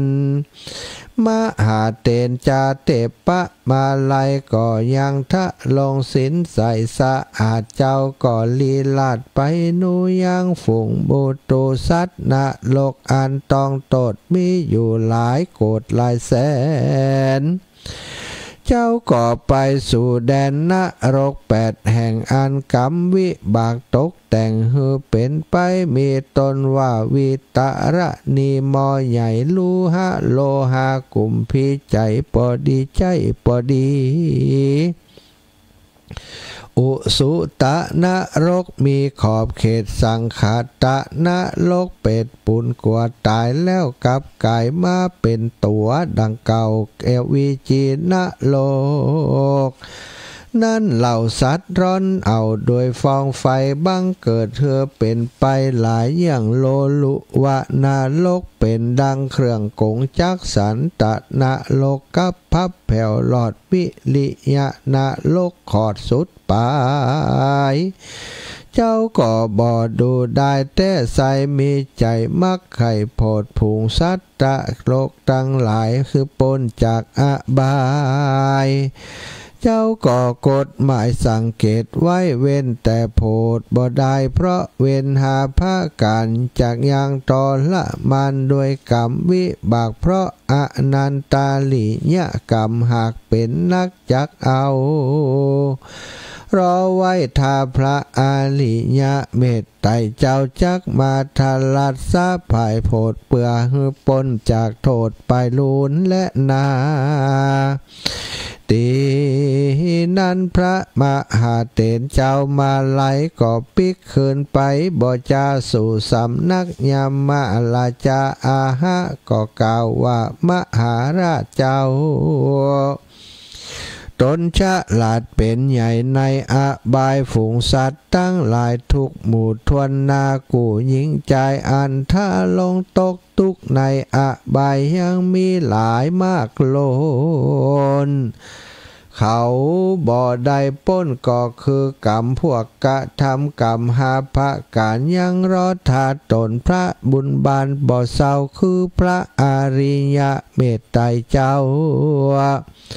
อันจักมาโพดภูงสัตตาและนายามะลาจาพระญายมมะลาดก็ยกมือขาบวันตาว่าข้าแต่เจ้าตนมีบุญมากตนกะลุนาโพดภูงสัตว์โลกสาธุดีอันหนึ่งผู้ข้าขอสั่งกรรมขอ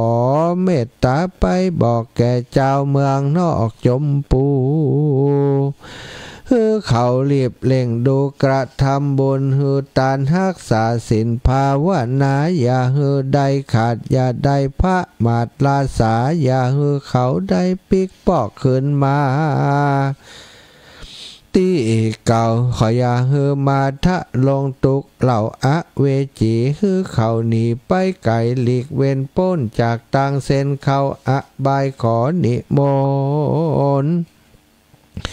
พระเป็นเจ้าจุงได้ผ่ายแผ่เอากรรมนี้ไปบอกแก่เจ้าจุมปูอย่าฮือเขาได้กระทำปานาติบาทอย่าเขาฮือเขาได้อำนาจ อย่าเข้าอำนาจแห่งตัณหามีใจโมหะลบอำเอาของท่านอย่าได้เล่นจู้จากผัวเมียตนอย่าจุหลายกำสนกำส่ออย่าดื่มน้ำเหล้าหล่อยาเมาอย่ากวนเก่าด่าจีติพร่ำอย่าใจหามด่าปอตีแม่อย่าได้ตัดไม่สะหลีมหาโพอย่าได้มั่งแก้วโกดเจดีอย่ากระทำร้ายแก่ภิกขุนี้กระทำเฮือเลือดตีนพระเจ้าออกจุงป้ากันพระกอบเฮือเป็นหิตานุหิตาป้ากันมันพิจารณา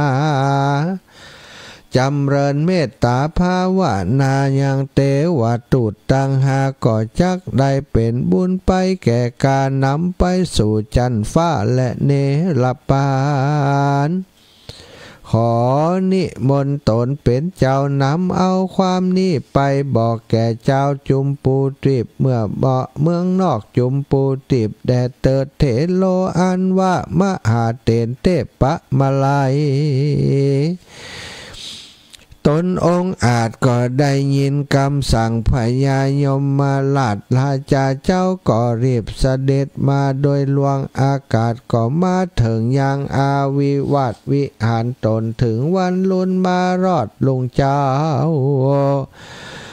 มาจอดมาถึงเจ้าก็มาถือเอายังบาทหนุ่งห่มผ้าขาดปริมณฑลแล้วก็เสด็จหนไปสู่ยังบานโพจันนกามอันเป็นที่เคยเอาเข้าบินดิบาทในอาวาสเคหาตินานนั่นแลนามนุษย์สาอันว่าคนตั้งหลายในบ้านนั้นเขาก็เป่าปกเตือนกันว่าดูราเฮาหญิงใจตั้งหลายเหยบัดนี้ตั้นมาหาเตนเตละเจ้าตันก็เข้ามาเมตตาจุงป้ากันมาหาสังใส่บาททุกคนขออาลาตนานิมนต์พระคุณเจ้าไว้ก่อนเปื่อบ่อเฮือผู้ขาตั้งหลายได้ย่อนตั้งต้านหญิงใจลูกหลานเจ้าบ้านเขาก็ป้ากันออกปากต้านนิมนต์เขาก็ยอยกเข้าใส่บาทอยู่ในหัตถบาทตามวิในกองแล้วก็ผู้จบสองฉลาดก็มาเวนเข้าเป็นที่บาทปากันหยาดน้ำหมายตานก็มีวันนั้นแหละนาอาทะในการะยามนั้นพระมหาเถรเจ้าตนองค์อาจก็ถือโอกาสเย็นละจาว่าดูราอุปาสิกาเฮยบานาจุงปากันดาฟังอย่างกำเฮาจักเก่าตามที่เฮาได้ข่าวคำสั่งมาหาแห่งผงสัตตาเพศใหญ่อันอยู่ในนรกใหญ่น้อยบ่หู้กี่ร้อยกี่หมื่นกี่แสนก็ยังมีมากเหลือแลเขาก็ปากันแผ่กรรมมาหาอย่างปันทะวงศาพี่น้องอันอยู่แห่งห้องเมืองคนเขาก็ป้ากันเมตตาผูงเพศใหญ่ฮือเขาได้ใจไฟจมบาน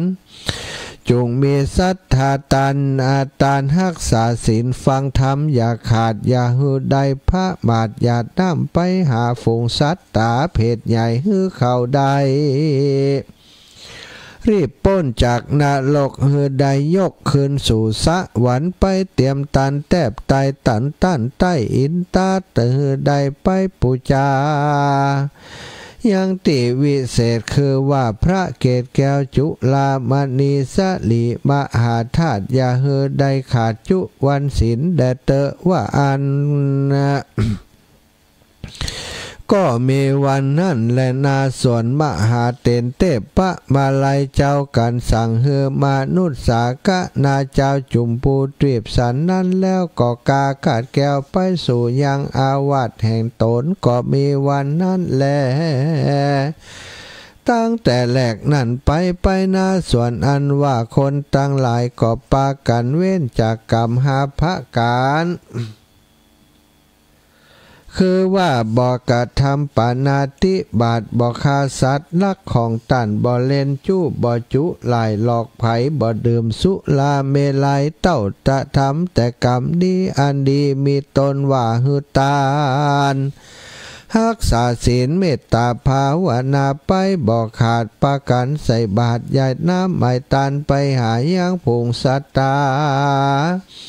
หมู่เพศเพื่อเฮือเขาได้พ้นจากเพศอบายก็มีวันนั้นและนานนิดที่ต่างขียาอันกล่าวแก่อย่างเทพมหาเทพปะมาลายจานกก็บังคมสมเลศศรัทธาญาติโยมจบลงไปเป็นธรรมพื้นเมืองที่เปิ้นมักจะเตดทำผิดตายจะมีตำผูกนิเตดอยู่เป็นประจำเนาะวันนี้ก็ถือว่ามันเป็นวันพระได้นำพังพื้นเมืองมาเตดให้ศรัทธาญาติโยมได้รับฟังเพื่อจะให้ศรัทธาบางคนบางท่านที่บ่ได้ไปวัดไปว่าอยากจะตามหาปุพกาลีปิตามันดายาติกาวงวานเจ้ากรรมนายเวรนะก็สามารถเอาธรรมเทศนาผูกนิทานไปให้เปิ้นได้เน้อปัจจัยใส่บนถาดวางไว้เรียบร้อยลำดับต่อไปอย่าได้ยกยืนยอต่อสารูปปิมปาพระสัมมาสัมพุทธเจ้าปุจจาเป็นการเทศเน้อศรัทธาญาติโยมเอายกเข้าไปตามยกเข้าไปถวายนะปูจากันเทศ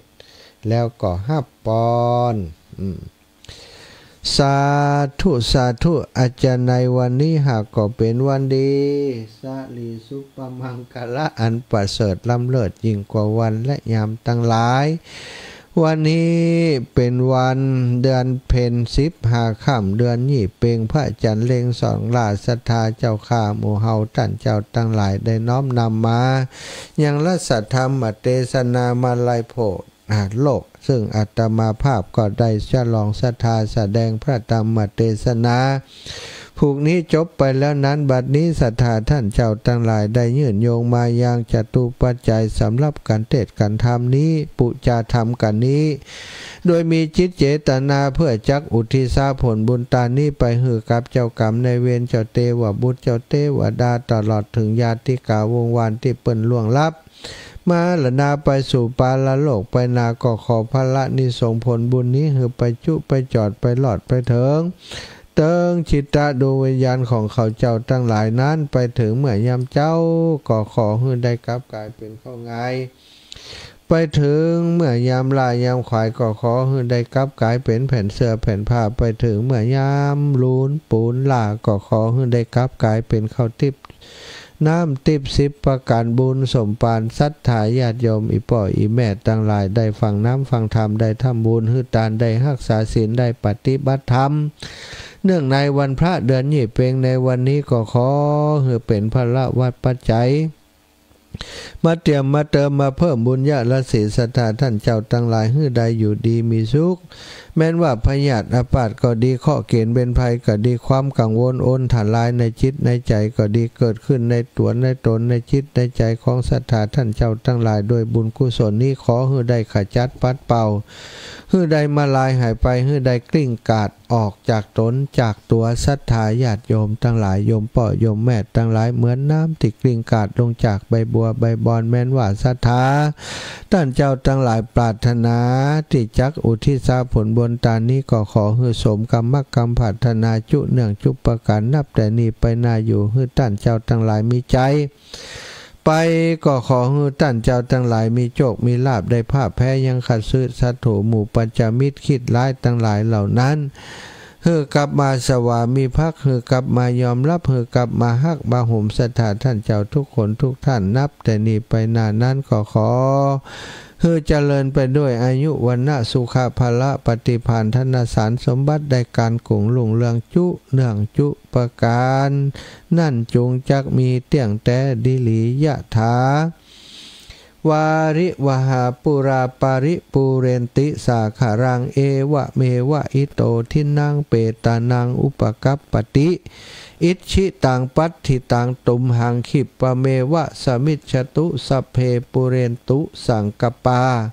จันโทปนะระโสยะถามณิโชติระโสยะถาสัพพิติโยวิวัตจันตุสัพพะโรโกวินาศตุมาเตภวัตวันตารายโยสุขีติคายุโกภวะอภิวาทนาสิริสานิจังวุธาปจายโนจัตตาโลธรรมาวาทันติอายุวันโนสุขังปลังนิพพานังปาระมังสุขัง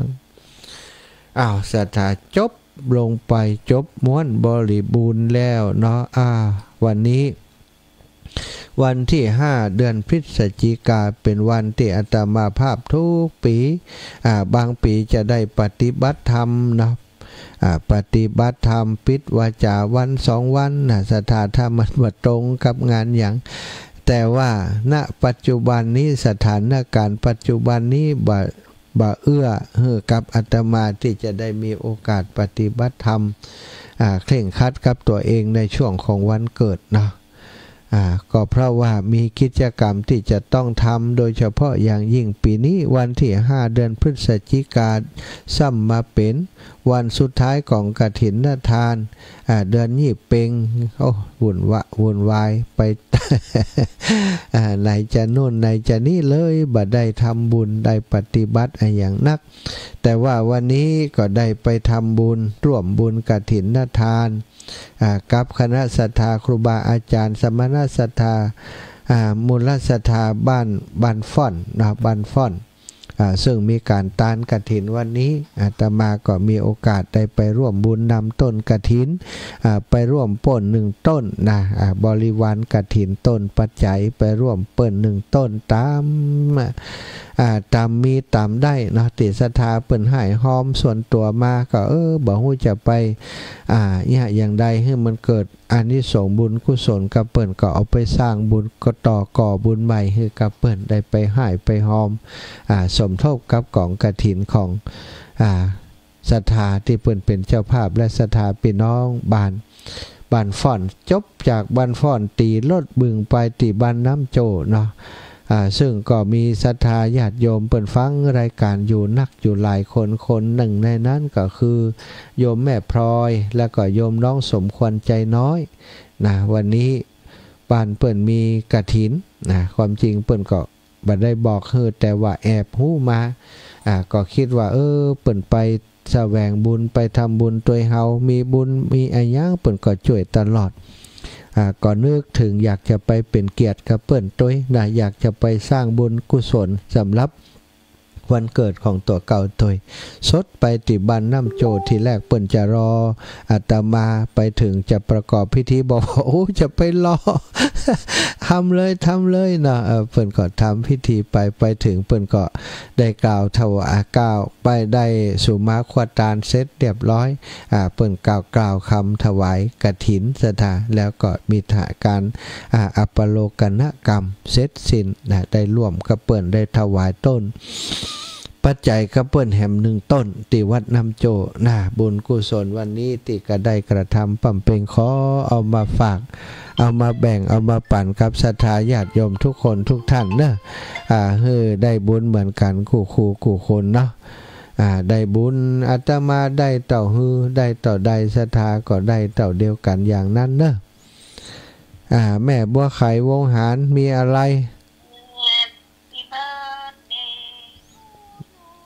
สุขสันต์วันเกิดอยู่ดีมีสุขเนอะเปิ้นไปตานตอนเจ้าตัวไปจะไปบ่ายกะ ไปพอตองแห้งกับบ่ายเปิ้นตานว่าเจ้าอินดูแต่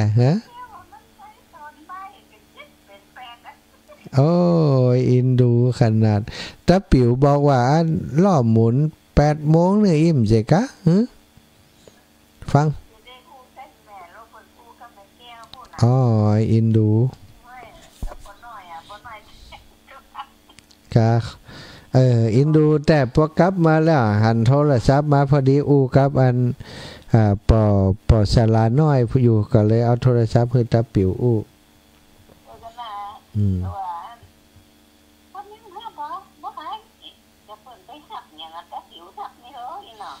อู้กับสลาน้อยอู้กับปอสลาน้อยอยู่อู้ถึงไม่หยัดติงไม่หยัดติงสบายแต่ได้เข้าไปหาเพิ่นเพิ่นอยู่ในบ้านลูกหลานเพิ่นมาหลายก็เลยอยู่กับปอสลาหั่นเหียดีขึ้นละอันเชื่ออย่างก็หมดละแต่วันผูกจะไปหาหมออยู่เจ้าสาธุเด้อแม่เด้อเจ้าสาธุเจ้าอ้าวขอบคุณทุกคนที่เปิ่นอวยพรมาเนอะบางพ่องก็อวยพรมาทาง Facebook บางพ่องก็อวยพรมาทางไลน์นะอาตมาบ่ได้ลงอย่างสำหรับวันเกิดของตัวเก่านะวันนี้เฮานี่สบายนะวันที่โยมแม่ลำบาก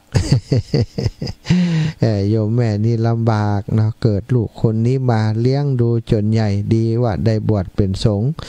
เป็นพระสงฆ์องค์สังฆเจ้าทำให้โยมแม่เพิ่นก็ได้บุญโตยเนาะ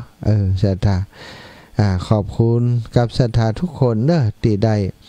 ได้อำนวยอวยพรวันเกิดมาเหือตามาแม่บัวเย็นจันทบนะทุกคนที่เปิ่นอวยพรมาก็ขอให้พรนั้นย้อนรอยถอยหลังปกปักรักษาศรัทธาทุกคนทุกท่านให้มีอยู่ดีมีสุขเหมือนกันวันนี้บ่ได้ทำอย่างสำหรับการจะทำบุญวันเกิดนอกจากที่บอกว่าไปร่วมบุญกับวัดที่เปิ่นตานกฐินวันนี้เอาเป็นบุญมาฝากกับศรัทธาญาติโยมแต่ว่าสำหรับการทำบุญนั้นจะทำในวันที่9ที่จะถึงนี้นะวันที่9ก็คงจะมีการสืบชะตาสืบชะตายังทำบุญฮือตานกับครูบาอาจารย์ที่ได้นิมนต์เพิ่นมาเป็นส่งพิธีหลวงปู่พระครูปฏิพันธ์ธรรมทินหลวงปู่พระครูอุดมศิริทัตน์ท่านอาจารย์พระมหาเสาแก้วจากเวียงป่าเป้าครูบาอาจารย์ท่านอาจารย์พระมหานพดลสุวรรณเมธีท่านอาจารย์พระครูอภิวัฒนวิกรมพระครูชลทานพิทักษ์นิมนต์ประมาณเนี้ยเนาะบ่มีปัจจัยนักนิมนต์หลายก็จะลำบาก เจริญพรแม่ไปสาเจ้าแม่ฟังอยู่เด้อเจ้าแม่ก็ขออวยพรให้ลูกอยู่ดีมีสุขนะลูกนะเจ้าเป็นลมโพลมใสก็ชุงอายุไปมันเมินเจ้าสาธุสาจ้าอ้าวบุญรักษาจ้าจ้าบุญนี้ย้อนรอยถอยหลังบุญนี้ย้อนรอยถอยหลังสาธุสาธุอ้าวปานการคนเล็กคนน้อยไปอนุโมทนาบุญขอบคุณโยมเทียมฟ้าคำไปแล้วนี้แม่เซลวันเซลเดือนเซลปีเซลวันเกิดหมดเลยเทียมฟ้าคำไปแล้วอยู่ไหนอยู่กรุงเทพอยู่ก้านนอกกราบไหว้นมัสการท่านเจ้าสุขสันต์วันคล้ายวันเกิดขอให้ท่านมีสุขภาพร่างกายแข็งแรงเนื้อเจ้าก็เหมือนกันนะเนาะปิกกลับไปหาตัวเก่าเตเนอร์เกิดวันเดียวกันเนาะเทียมฟ้าคำไปแล้วนะหรือว่าอย่างก็โยมอย่างก็เทียมฟ้านี่ชื่อเล่นชื่ออย่างก็สุภัตตานะสุภัตตาคำไปแล้วลืมชื่อเล่นไปลำหานเมิน ว่าไปอยู่กรุงเทพนะนี่ก็เป็นอายุปีอายุเดือนอายุยามเต่าด้วยกันเกิดวันที่5เดือนพฤศจิกาตรงกันเป๊ะเลยเนาะเป็นญาติธรรมครบถ้วนบริมวลทุกอย่างแล้วก็มีวันนี้ก็ไปที่บ้านน้ำโจก็ไปปะเปื่อนแหมเนาะเปิดนั้น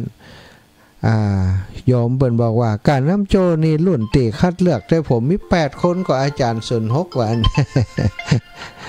เจริญปอนแม่ทองสุขสีที่นิ่วเจ้าไว้สาเจ้าสุขสันต์วันเกิดเนอะเจ้าขอให้อายุมันยืนยาว209ขวบเขาจะไหวก่อนถ้าไหวก็ดีเนาะไหวก็ดีของเป็นลมโพลมใจของแม่ทั้งหลายเด้อจะขอบคุณหลายๆที่เป็นกำลังใจให้กันได้ข่าวว่าวันที่9จะมากะมาแกงแบบฟักสู้กันอีกอะเจ้ามาเนอะมาแกงฟักสู้กันเดี๋ยวนี้วันจะแกงเราไม่สู้อีแม่เราไม่เมืองปาน ขอบคุณบุญรักษานะแม่นะเจ้าบุญรักษาแม่ทองสุขศรีที่นิ่วบ้านนาดงนาดูนาดงนากวางนาฟานแม่เสียวงสุมพันธ์แม่เสียแม่แก้วพี่น้องหมู่เฮาเนาะขอบคุณทุกคนทุกท่านแม่เสียป้าแม่แก้วมาเจ็มเนอะแม่ยายแก้วยังได้พูดเนอะแม่ยายแก้วอันแม่แก้วนนเต็มนะย่ำได้อันสั่งคำเตียสั่งไก่ย่างพี่น้องนากวางนาฟานเนาะพี่น้องบ้านใหม่นี่ลืมกันไปละบ้านใหม่โยมน้องนงลักนะวันที่9นี่ทำมาแล้วก็ศรัทธาตอนนี้เวลา19:47-48 นาทีก็คงจะฮับได้อีกสาย2 สายโอ้พี่น้องทางเวียงป่าเป้ารับสัญญาณอยู่เกิดวันนี้จะไปกินวันที่9พุ่นน่ะวันที่5นี่กะเกิดวันนี้สุขภาพแข็งแรงครบเต็มปิดขายโซขายโลกขายไทยทั้งหลายเนอะเป็นลมโพลมใจเจ้าได้บุญได้อย่างมากก็มาฝากแม่ของพ่องเนอะฝากถึงวันน่ะเอาก็เอาอายุมันยืนยาว100 สาวเนอะสาธุบอกอีปีมัดเป็นตัวแทนเนอะหลวงปู่ก็มานะวันที่9สาธุบอกอีปีมาเนาะลูกสาวอีแม่นางคำอ้ายสันสลีเวียงป่าเป้าขอบคุณอนุโมทนาบุญเป็นอย่างสูงอวยพรวันเกิดมาให้ได้อยู่ดีมีสุขว่าอันเนาะขอบคุณนักเด้อศรัทธาญาติโยมยังมีเวลาอีกเล็กน้อยวันที่9นะอาตมาก็จะทำพิธีน้อยๆเนอะบ่ได้ทำใหญ่ทำโตอย่างศรัทธาทำหมอกพอได้เป็นพิธีให้ศรัทธาญาติโยมได้มาร่วมวันที่9จะทำที่วัดบรรพตสถิตที่เนี่ยเนาะที่กุฏิสิริธรรมวิพัฒน์อนุสรณ์นอกจากสืบชะตาแล้วเนาะทำบุญทำทานแล้วฟังพระธรรมเทศนาในวันเกิดจากหลวงปู่พระครูปฏิพันธ์ธรรมทินแล้วก็จะมีคืออันจะได้สร้างเนาะขึ้นเสาปกเสาเอกปกเสาเอกสำหรับอันสำหรับห้องครัวเนาะห้องครัวน้อยที่จะทำที่กุฏิสิริธรรมวิพัฒน์อนุสรณ์ด้วยเจริญพรแม่ขวัญดาวเจ้าจะดูเจ้าสุขภาพแข็งแรงเป็นคนใจของไม่ออกศรัทธาญาติโยมทั้งหลายเนอะเจ้าอยู่เลยbirthday to you สาธุbirthday to you เหมือนกันเนาะพรย้อนพรก็ย้อนกลับหาศรัทธาญาติโยมทุกคนทุกท่านเนอะอยู่ดีมีสุขเนาะศรัทธาญาติโยมต้องส่งภาพมาให้จัดนักนะพี่น้องตังบ้านวันนากวางนาฟานขอบคุณเด้อพี่น้องผ่าแมวแหมลกผ่าแมวมาแกงงานบันน้ำแก้วจิมเด้อผ่าแกงบันน้ำแก้วสู่กันจะเลี้ยงกับข้าวเมืองเด้อบ่มีโต๊ะจีนปีนี้บ่มีโต๊ะจีนก็จะเป็นกับข้าวแบบเมืองเนาะศรัทธาแบบเมืองแบบอาหารบ้านเฮานี่แหละนะเมืองแกงผักกาดกาแกงบันนุนกาแกงหน่อไม้กาเนาะตำเต้า เอาตามนี้เนาะเจริญพรแม่บุญเทียมวันเกิดพระอาจารย์วันนี้ขอให้พระอาจารย์มีก็สุขภาพแข็งแรงเด้อเจ้าวันที่9กันบ่ เจ้า เอาวันที่9พระอาจารย์ทำบุญเหรอเจ้าเจ้ามานะไม่แอวเนอะเจ้าสาธุอีแม่ขอให้อาจารย์สุขภาพแข็งแรงนะเจ้าสาธุสาธุสาธุสาธุจ้าศรัทธาญาติโยมพี่น้องบ้านท่าคราวน้อยเนาะก็ไปกินไปทานด้วยกันตลอดไปกินไปทานไปการไปงานด้วยกันตลอดจะมาอยู่ที่ลำปางนี่ก็ได้รับกำลังใจจากศรัทธาญาติโยมอีพ่ออีแม่ทั้งหลายนะที่เปิดฟังรายการอยู่นี่แหละเนาะคอยเป็นกำลังใจให้กับอาตมาภาพในการทำงานเพื่อพระศาสนานะก็เป็นกำลังใจที่ดีเนาะคนเฮาถ้าทำการทำงานแบบมีไผหันคุณค่าแบบมีไผสนใจเอาไปเอามาก็อาจจะท้อแท้ท้อถอยไปแต่อาตมาก็โชคดีมีศรัทธาญาติโยมที่ฟังรายการของคลื่นสีขาวก็ดีของ 106.50 ที่ลำปางของเฮานี่ก็ดีคอยเป็นกำลังใจให้ตลอดเวลาอันนี้ก็เป็นสิ่งที่เป็นกำลังใจนะให้ได้มีกำลังหุดในการทำงานโอ้เจริญปอนนึกว่าลืมกันไปแล้วนี่ฮะลืมสาธุเจ้าไอ้เชฟไอ้ชอยนี่สุขสันต์วันเกิดเนอะเป็นปี5ของครูบาอาจารย์เจ้าเป็นปีข่าวภูมิใจของครูบาอาจารย์จะมีสุขภาพแข็งแรงตลอดปีตลอดไปเนอะเจ้าปลือแม่พังตลอดอ่ะยะเหมือนโทษแต่บัดโฮมได้อย่ามอนสบายดีก่อนมอนบัดสบายนั่นกะก่อนอันก็ได้ไปกะคะเป็นอย่างนี้ผมบอกกันเป็นวัดปากก็บ่ออกคั่นแน่เดี๋ยวปากออกอ่ะเจ้า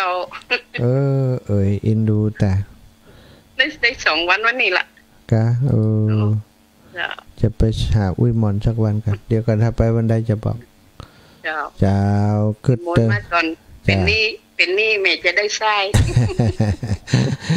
บอกอุ้ยมอนเนอะฟังอยู่ก้าน่ะเกิดเติงหาอุ้ยมอนแข็งแรงแรงนี่หว่ากินยาอะไรจะรับอีนะแข็งแรงหายเร็วๆหายไวๆป้ากำออกได้2วันนี่ล่ะอ้อยอินดูอ่ะได้ไปหาทานบ้านเด้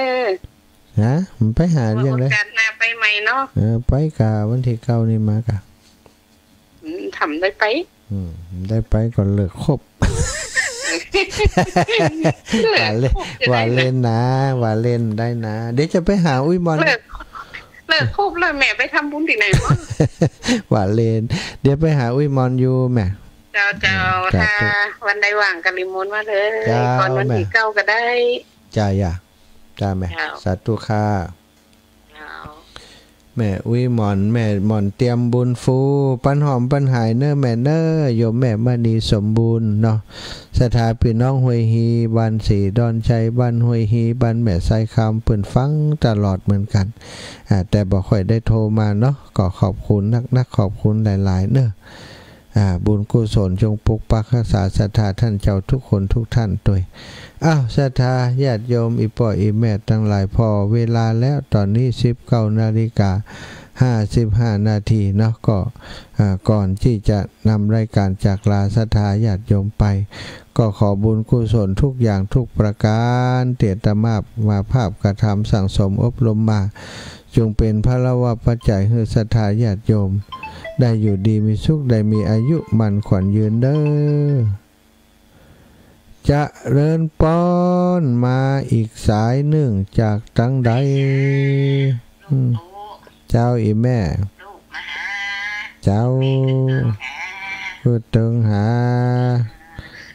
ได้ยินเสียงแล้วขอหมอตานาบุญนี่แม่บังเด้ออยู่ตึงวันอีแม่เอาตึงวันเลยเป็นสมูกแล้วบริยาตึงวันนี้แน่ใช่ละแม่เป็นกำลังใจเด้อเจ้าโยมแม่มีอีแรกก็ตึงตู้ก็อันดับเป็นกำลังใจให้แม่แหละเจ้าแม่ตุกใจลูกคิดเล่า2คนนี่นะวิบากของเขามีทิปเปอร์นะลูกวิบากของเขาวิบากของเขาเลิกจะไปให้อดเอาสาธุบุญรักษาแม่เป็นกำลังใจให้ สาธุค่ะอ้าวศรัทธาญาติโยมเวลาหมดชัดจริงๆแล้วตอนนี้ก็ขอนำรายการจากลาไปด้วยเวลาเพียงเท่านี้ขอความสุขความสัสดีจงมีแก่ศรัทธาสาธุชนทุกคนทุกท่านจัตตารโอธรรมาวัฏันติอายุวันโนสุขังพระลา